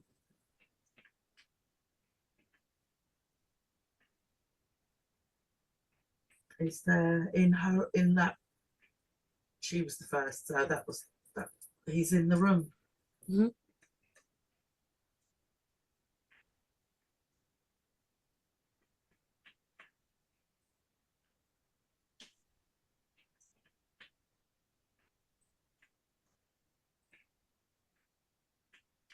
And he's just smiling, desperate for a cigarette. Well, this is the weird bit. Okay. Yes. Yep. Yeah. Not weird, but yeah. Yeah, I know what you mean. Yeah, weird. Why is he desperate for a cigarette? Is that just because that's part of his character that he wants to bring Yeah, you through to make he you was laugh? Yeah, he was a heavy smoker, and when he wanders through the house and when he comes back, I smell cigarette smoke. Oh, okay. So that's how you know that he's around. Yeah, But he's in the light. So, but he just Yes. does that. He just does that he just to does that. to show Yeah. you. Yeah. Okay. Interesting. I often smell cigarette smoke wandering through too. Hmm. He's laughing when you said that. Oh, Now, my grandfather was a very serious man generally, yeah. but he is throwing his head back and laughing when you said, I smell cigarette smoke. As in when you said it. Yeah. He's just Okay. laughing. Why are you laughing? And he's going, not ready to tell me. Not yet, my girl. Okay. Fair enough. All will be revealed when it's meant to be. I'm sure it will be. And does he want to let you know why he's the protector of that room? Will that be linked to happiness? Well, I mean, I was scared of my grandfather. Everybody Okay. was. Oh, okay. So So, that's quite different than to see him in a room where there are babies. but, okay. When I used to visit my grandmother, so after my grandfather passed, Grampy passed, and we went to visit my grandmother, Granny. She had a portrait painted of him, and everybody was scared of this portrait. Everybody, they just was, oh, it gives me the creeps. But Felicia would go and sit in front of this picture and smile at him and was never scared. So, and then as she got older, and I said, do you know who that is? And she says, yes, mummy, it's Grampy. Now, she didn't know my grandfather, and she didn't know we called him Grampy, but she knew who he was. So he obviously was coming to visit her, I'm making the assumption, when she was a baby. Okay. So he was just in that space because she sees, hears Yes. the good, the bad, yeah, as you know. So whether he was protecting the space and her How about you ask him? is that what you were doing?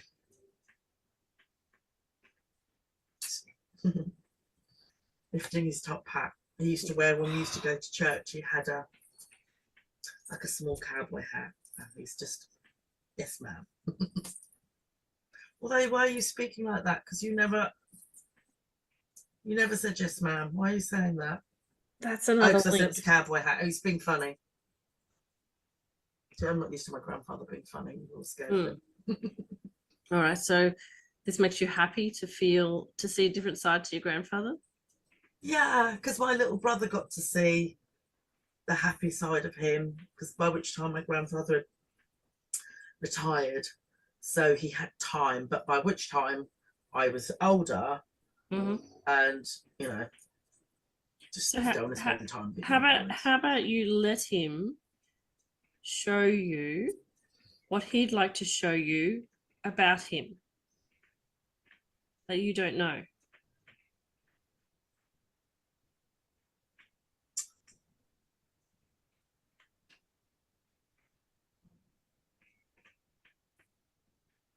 that he He loved it when we would come and see him, and when he taught me how to play a game called carom, and he would love it when we would go over, all of us, and we'd play cards, and he taught us how to play carom and to flick the like that rather than like that. He showed me his fingers, lovely long fingers. And as much as he was always stern and he actually loved all that family time, the noise, the chaos, and everyone being around. He loved it as much as he didn't appear to, because it was stressful. He did. He loved it.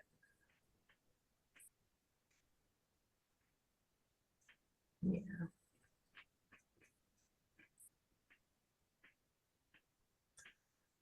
Okay, and then when he was dying, he knew we were there, and even though we were laughing and joking, because he was in about the week before, they lapsed into a bit of a coma type as everything, he could hear us laughing with Granny and with each other, and just remembering him with his hat and laughing when we saw him on the television, because we saw him on the television. He was just crossing the road in London, and we were like, oh, Grandpa's on the telly, and we were talking about that, and he could hear all that, and that brought him great joy to know that we were there, remembering him, and having, in that sadness, having an open and light heart in that dark time.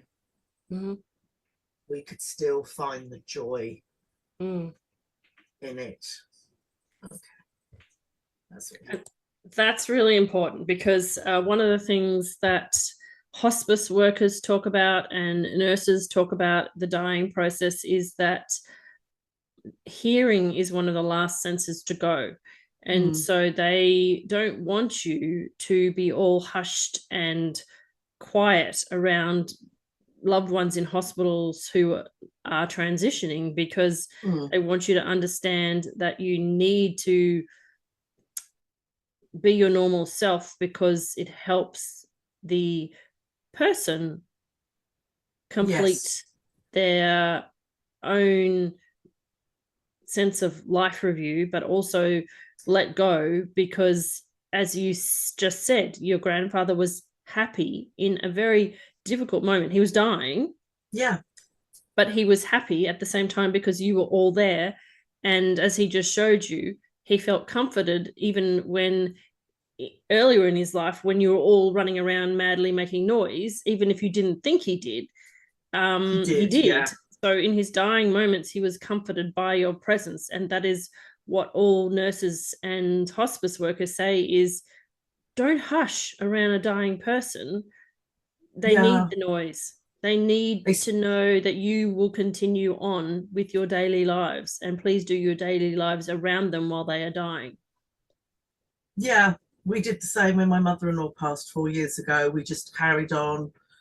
We all had a roast dinner, and she was literally lying in the hospital bed that they gave us in the home, and the little ones were running up and down, and everyone was trying to make them shush, and I'm like, no, because we're living. Just because she is dying, she can hear, and she will take that with her when she goes, that we're going to be sad, but those comforting noises of the children and the playing and the pots and pans going in the front room and in the kitchen, that sort of stuff, and you could see she was almost stirring and rousing, because you could almost as if, I want to have that dinner with you before I go. So I saw it more with my mother-in-law, just remembering that I did it with my grandfather, and people were really cross with us for doing it, and we were like, but I can't sit in a room with a dying person and be really quiet, because it's really creepy.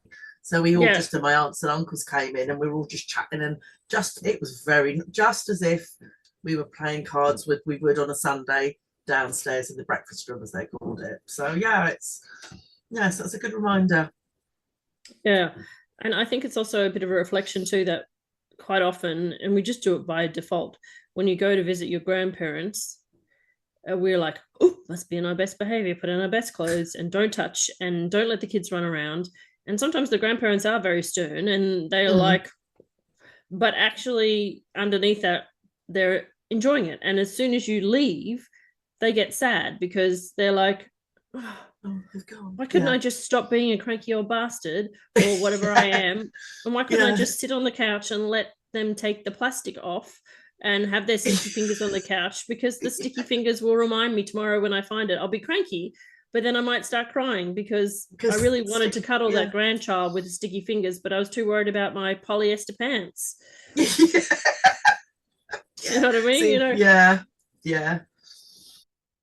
So, yeah, I think it's just reminding us that we are multiple layers. Even when we are here, we have that outer shell, that outer self.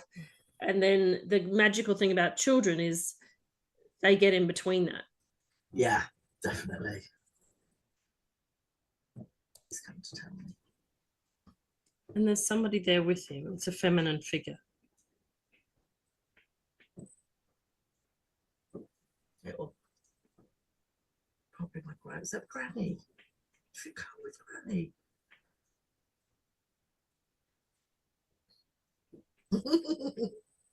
She's laughing and she had 9 children and the last baby was a cesarean. So she always looked like she was pregnant. Okay. And she's laughing and she's holding her tummy and her tummy's. That gave me huge insight. I really appreciate that from your grandma because I had 2 cesareans because my first child lost the water around him. Oof. Yeah. And then the second child, I had to have another cesarean. And they told me on the operating table as they were taking the second child out that if I had tried a VBAC, I would have died. And the child would have died. But I have always chastised myself and been very, I think angry is the right word, angry at myself for the fact that I have this very round stomach. And I'm not a great exerciser, but there are many times that I look at myself and I'm like, I look like I'm pregnant. And other moments I look at myself and I think, no, you've got quite a flat stomach. And the insight that I got in that very moment was it's the cesarean that does something to the female shape with the way the scar is that means that you are forever with a round stomach. Rounded. That was quite profound for me. And of course, I couldn't say anything. But yeah, I really appreciate your grandma saying that because, yeah, it's like, of course you've got a round stomach. A, you're a woman. B, you had 2 cesareans. And it's going to be like that. When you're 99, you will still look like you're pregnant. Yeah, it doesn't matter what you do. It's not going. Yeah. So, yeah, thanks, Grandma. Not having sincerely, like it's like, you know, like I actually just suddenly gave myself permission to be myself in that moment. Yeah, do you know what I mean? That's why she came then. Yeah, I was like going just like I remember.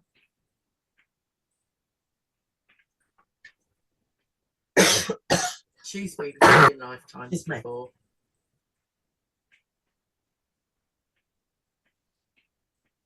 But she's holding her tummy like this. Mm-hmm.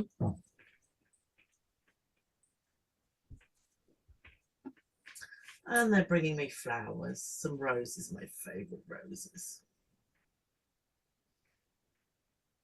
They smell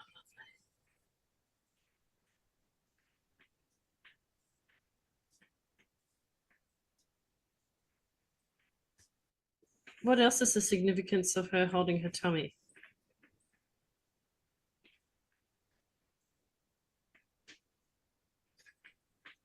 It's not like, because she used to pull her dress out because she used to be very conscious, but she's holding it like this.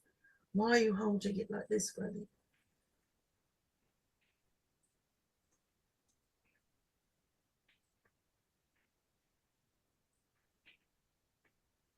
Nurturing.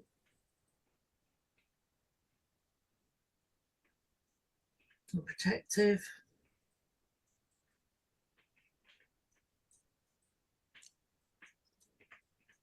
Okay, just nurturing and protective. Mm-hmm.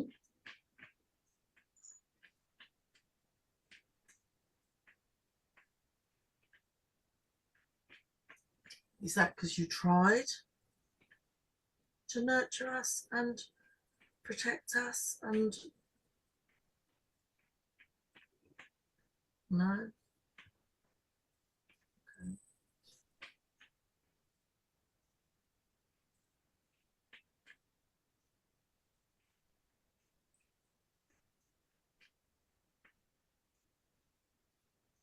She's telling me it's the roses. She's and smiling and just nodding, smiling and nodding and handing me the flowers.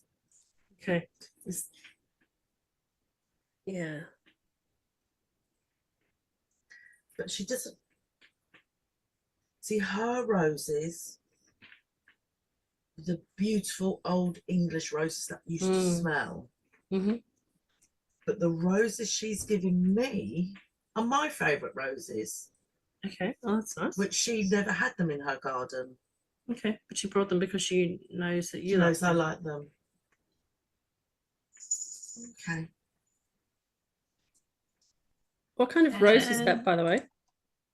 They're called blue moon roses, and they're a very pale, lilac-y purple, really pale. No, they're not really that pale. They're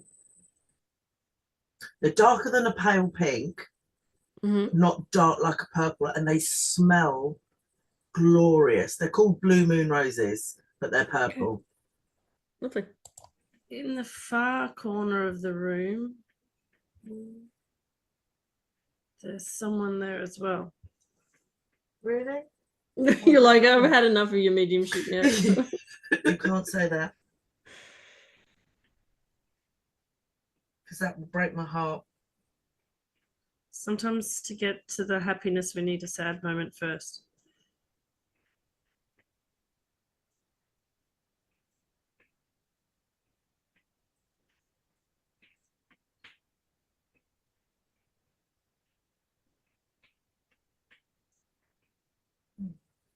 Okay. You all right? Yeah. Okay. Okay, so this is if I'm putting two and two together and coming up with four. I used to do reflexology on the feet. And my eldest and her partner are trying for a baby. And she came to me and I looked at her and I just looked and went, oh my God, she's pregnant. And she showed me her feet. And as I looked at her feet, I was like, oh, but this one's not staying. And she was, yeah, then she rang me up 2 days later. She went, oh, false alarm, Mum, I'm not. And I didn't say anything to her because I knew this baby wasn't staying. I just touched her feet. And I was like, oh, you're not staying here, are you, honey? So I didn't say anything to her. So unless that's why she's bringing me the flowers and this. Because obviously it wasn't the right time. So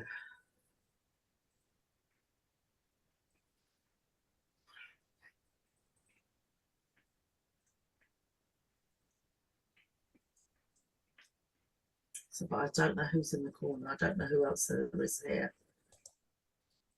Is it appropriate? Your face.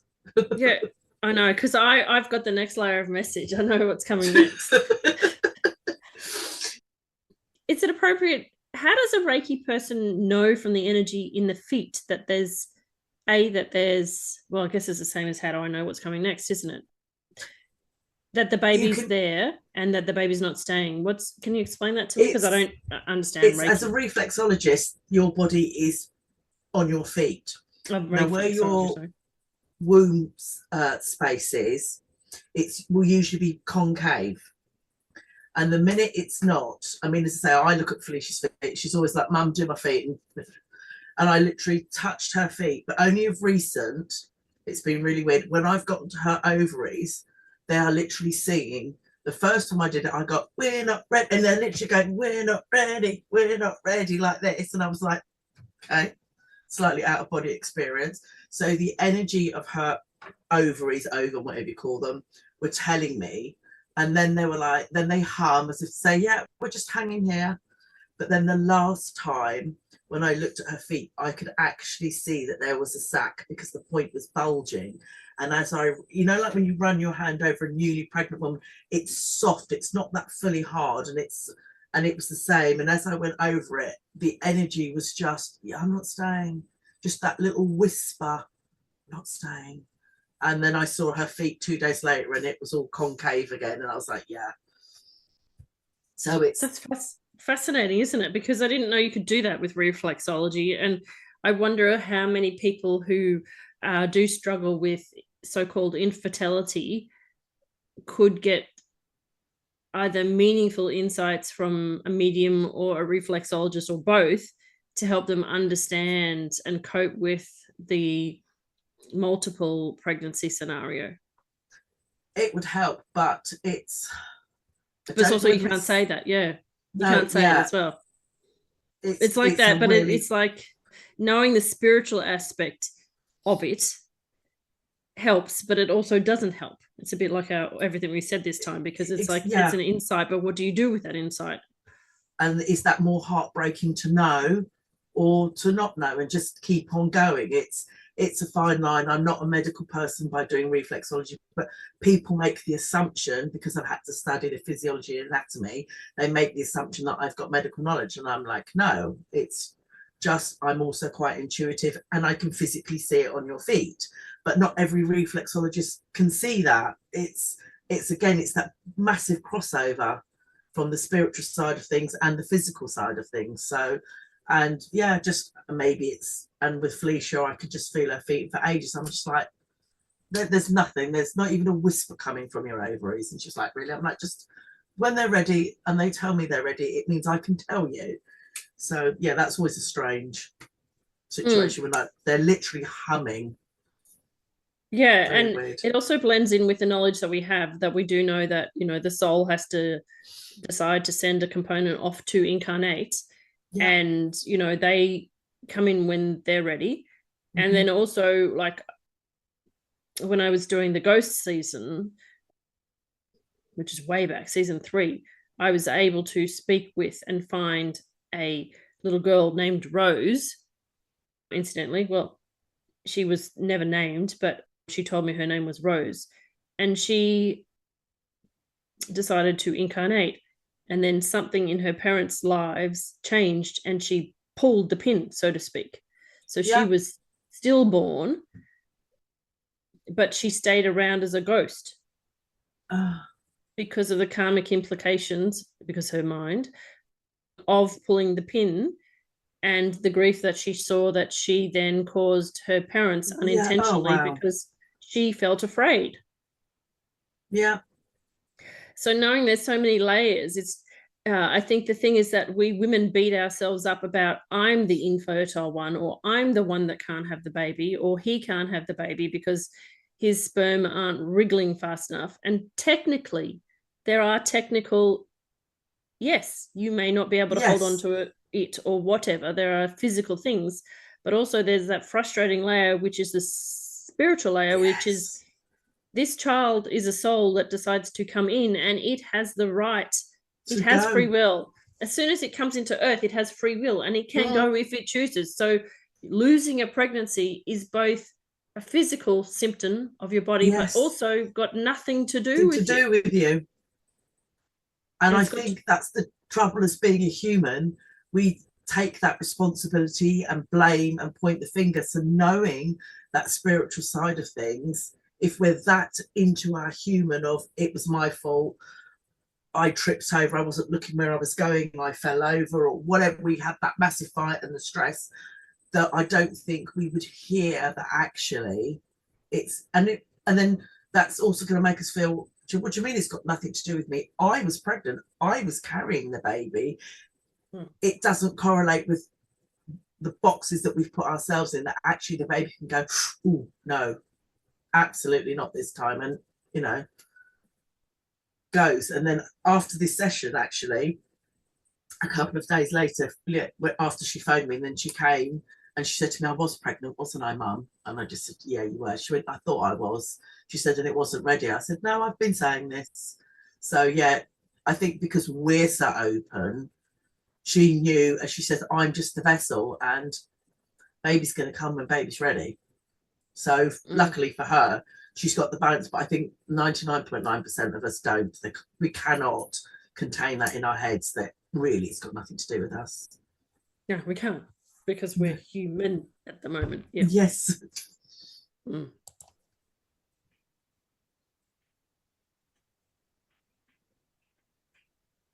Because the presence in the corner is trying to connect the dots for you. Okay. I'm going to have a stab in the dark here, because this is your session, not mine. But I feel like the presence in the corner is the presence of what they're trying to hint to you about what is coming. So they've shown you roses, they've shown you a tummy, they've shown you need to nurture, that somebody is nurturing a pregnant looking tummy. And I think if you'll allow it, the person in the corner is connected to the future. To my, yeah, it's connected to my daughter. Perhaps an incoming child. Which will make it well.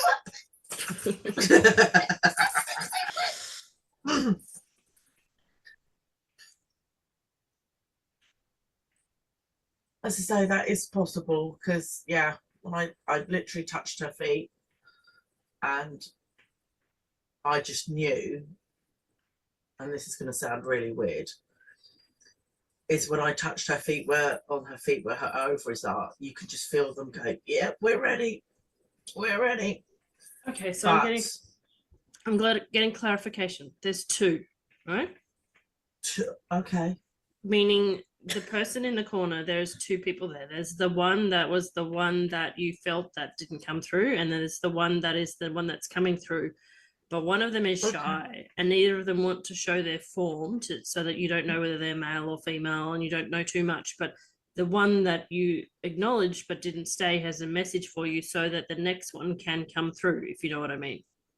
Yeah, okay. So I feel like some kind of an initiation, handing over, message, rite of passage, but you have to allow the message to come through in a formless form. So you have to allow the spirit to come through, rather than they don't want you to see it as a child. They want you to see it as a spiritual being who has a message for you.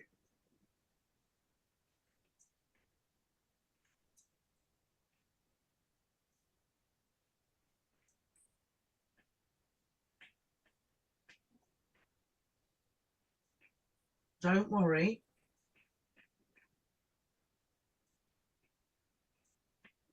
Don't worry, okay.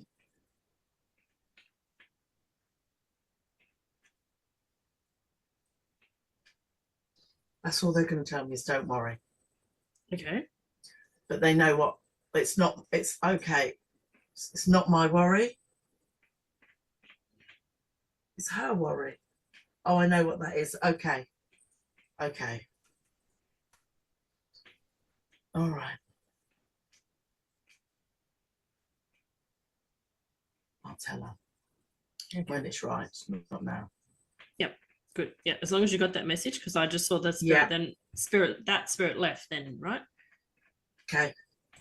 I just want to point that out, because I feel like sometimes people, and I have this own fear of my own as well, that I have to overcome when I do my own sessions for me, is that you do have this human worry that something will come out in the session that is inappropriate, right? Or that you'll give away a secret. But as you just saw then, there was a message, you got it, and I have no idea what it is. So it stays safe with you, right? Yeah. Yeah. Yep. So then now if the next one wants to have a message, or just let her presence or his presence be felt, then there may be some kind of a feeling or an emotion or a sensation.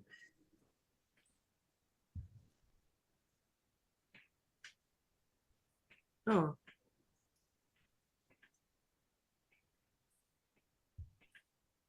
What happened?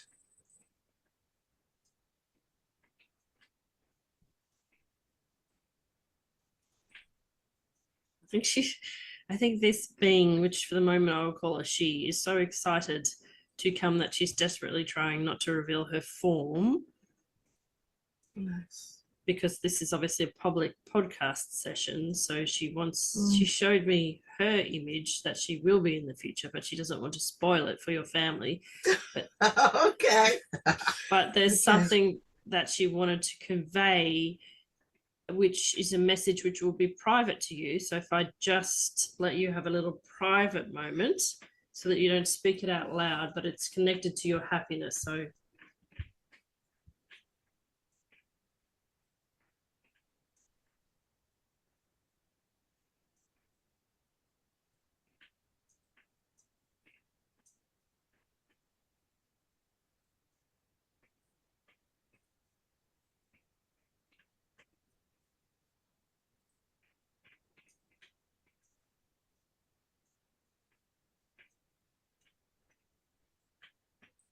Okay.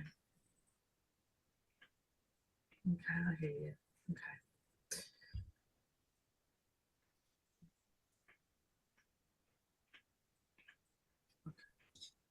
All right, and I'll keep it quiet as well.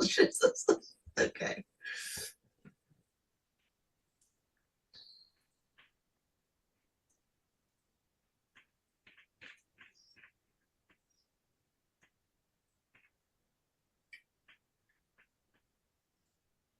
See you soon.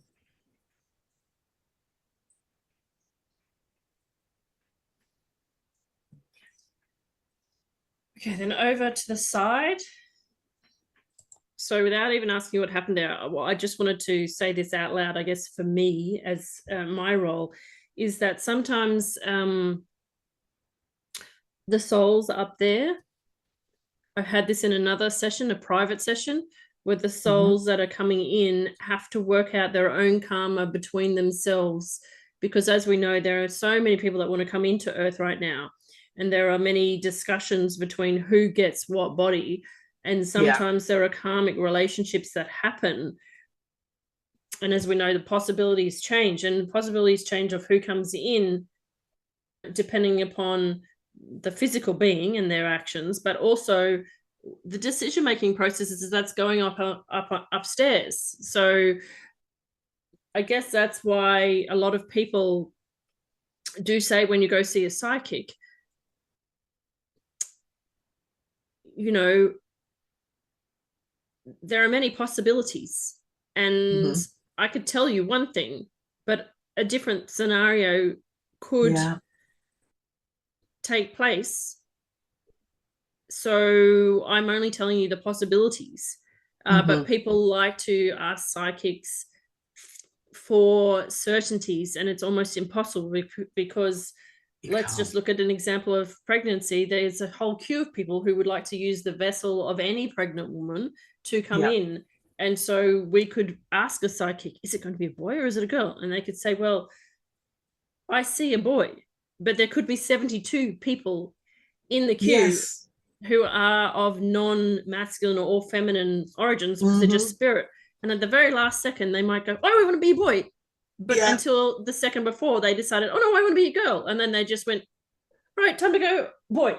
Do you know what I mean? Like, we as human beings see the physical development of the organs, but there's also that spiritual component of, well, does that soul want to be a boy? Does that soul want to be a girl? What karma do they have to work out in their own minds about last time when they were a girl? And does one of them shove and push somebody else out of the road so that they can get in? Or there's just so much more complicated than we think. Than what we think. At it.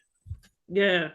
And the only reason that I say that out loud is because, you know, I had, as I said, a client session previously, and I had grappled in my own mind with what she was asking to know. And it's not an exact science, but it's not. It's literally last minute changes, and like they pull the pin and go, no, not ready, that, not dealing with that, off they go. And we can't comprehend that because we think we control everything. So when a psychic comes along, that doesn't work. It's when you're a psychic, you're working in the spiritual realm, and that's a whole different ball game. But our little heads, we like certainties and black and white, and doesn't work that way. You're like, should I start knitting blue booties or pink ones? I don't know. Make it green. Make it, I was about to say, make it green or white, whatever, who cares? Yeah. There are a couple more dragons.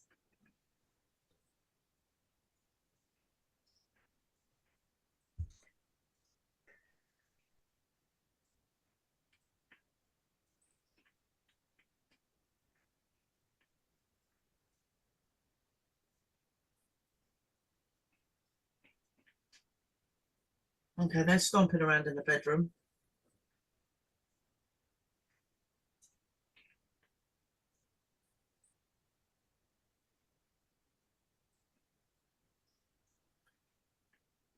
Okay, they're showing me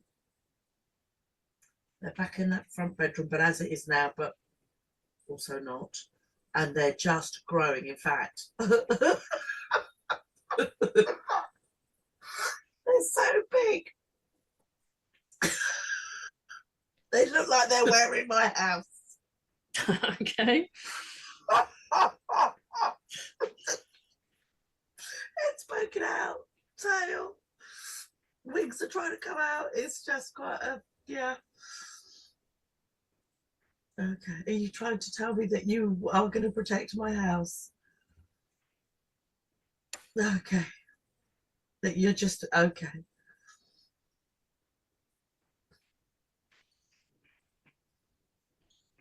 That your excitement is bigger than my house. Okay. Everybody's excitement is bigger than the house, that they cannot contain themselves. Okay, there you go. Yeah, we got that. Yeah.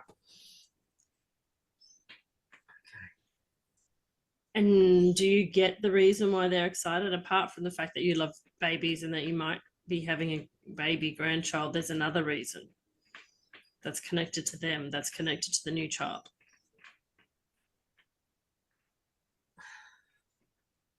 See, this whole dragon, it's just so new. It's literally happened in the last couple of weeks. So, okay.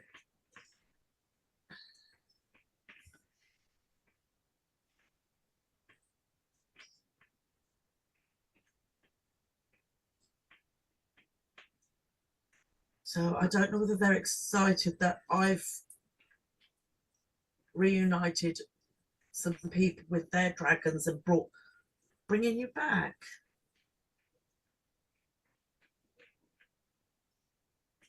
No, not bringing them back. No. So I've got this message because it's comes through in my session. I did this session as well. And okay. So baby child, baby dragon. The new child will have one of their family members come in at the same time. Oh, wow. But the That's new why child, they're so excited. The new child, we don't know whether they will be able to see or navigate the experience with the dragon, but that's like, they're kind of like going, duh. Why are we showing you dragons right now? It's because we want you to facilitate and help this child in the future learn to see the dragon that we're bringing in at the same time that they're born. So they're giving you a heads up that you are to explore the dragons, because your grandchild of the future will be gifted with a baby dragon at the same time that they come in, and they don't know whether the new grandchild will be able to see the dragon, but you're there to facilitate that when that child is ready. Okay, so that's why she was telling me family. Yes. Right, because I was like, what? Oh gosh, oh wow. Ooh, okay, we've got this. Okay, that's very exciting. Yes, okay. Thank you, Katische. Thank you. That's right. And this is important for me because when you did the Healer's Path sessions on the podcast, I remember you being distinctly disappointed about your path for this lifetime and how you weren't going to have a big stage, but you were going to facilitate things for others. Yes. And did you just see how excited you got? Yes, because from that session, I had it in my head, it was all to do with the Akashic, because that's what I still do. But they never said that what it was and what it was not. So I assumed that, okay, the Akashic will be of the few, but it will be the quality rather than the quantity. But that is clearly not what they were talking about, but didn't want to tell me, because then knowing that gets in the way and it doesn't flow as it should. So yes, now it makes sense. Yeah, and because you needed to do the Akashic stuff, and you still need to do the Akashic stuff, because that introduces you to stuff to help other people, but then also it helps your own family, which was the moral of the story of the thing, was you need to help your family. And here's an example why: because you need to do your work, because the work introduces you the stuff that's going to help your family. Yeah, it all makes sense, but they just never tell you that.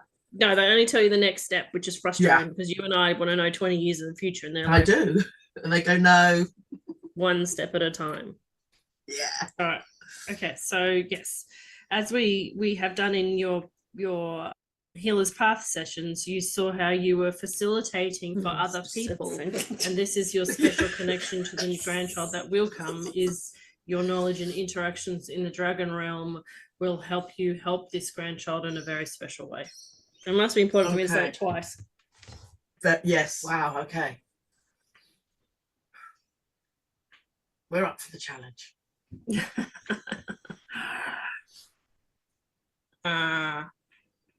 And just tell them to tell Lorimer hi. Lorimer hi.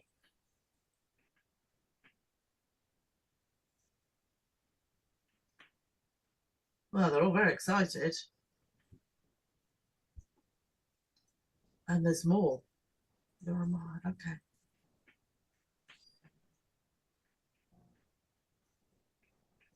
Oh, they're bowing their heads. Literally like this.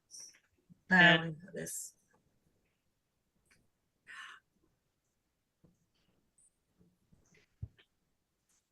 King Quandro too. But really, it's not in a mocking, it's a real deep respect, and you can feel the regal, the majesty and the majesticness of them when you say those words. Yeah, I have a dragon named King Quandro, which they would not let me ever say out loud. And I think what they're doing is I can feel it, the energy in the heart. Maybe they're about to show you King Quandro or something.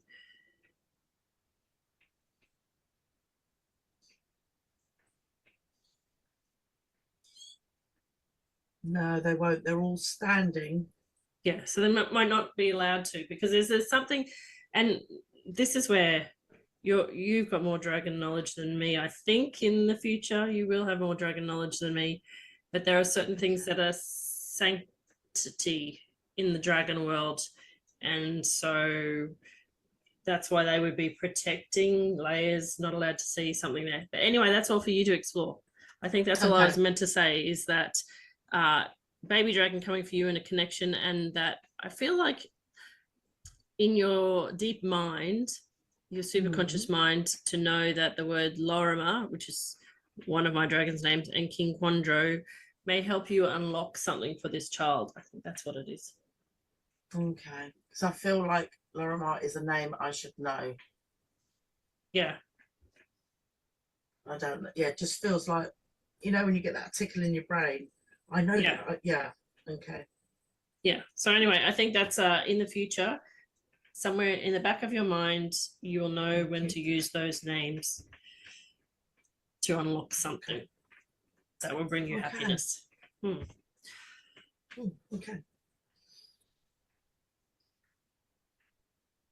Okay, I just saw them shutting that door for that bedroom. Finally, I can remove myself from it. It's been in there a while. Yeah. And my big black, she's just she's gone. Yep.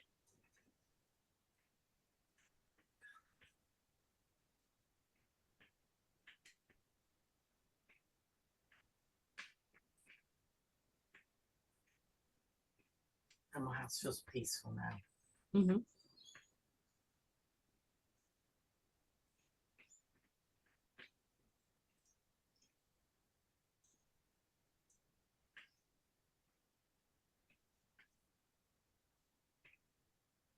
Oh, and the words come back soon. I will do.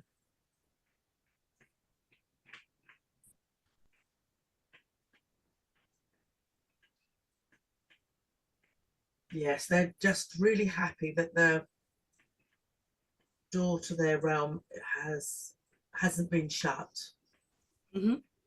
and that people are willing to remember that they exist. Mm-hmm. Is their message for me as they leave.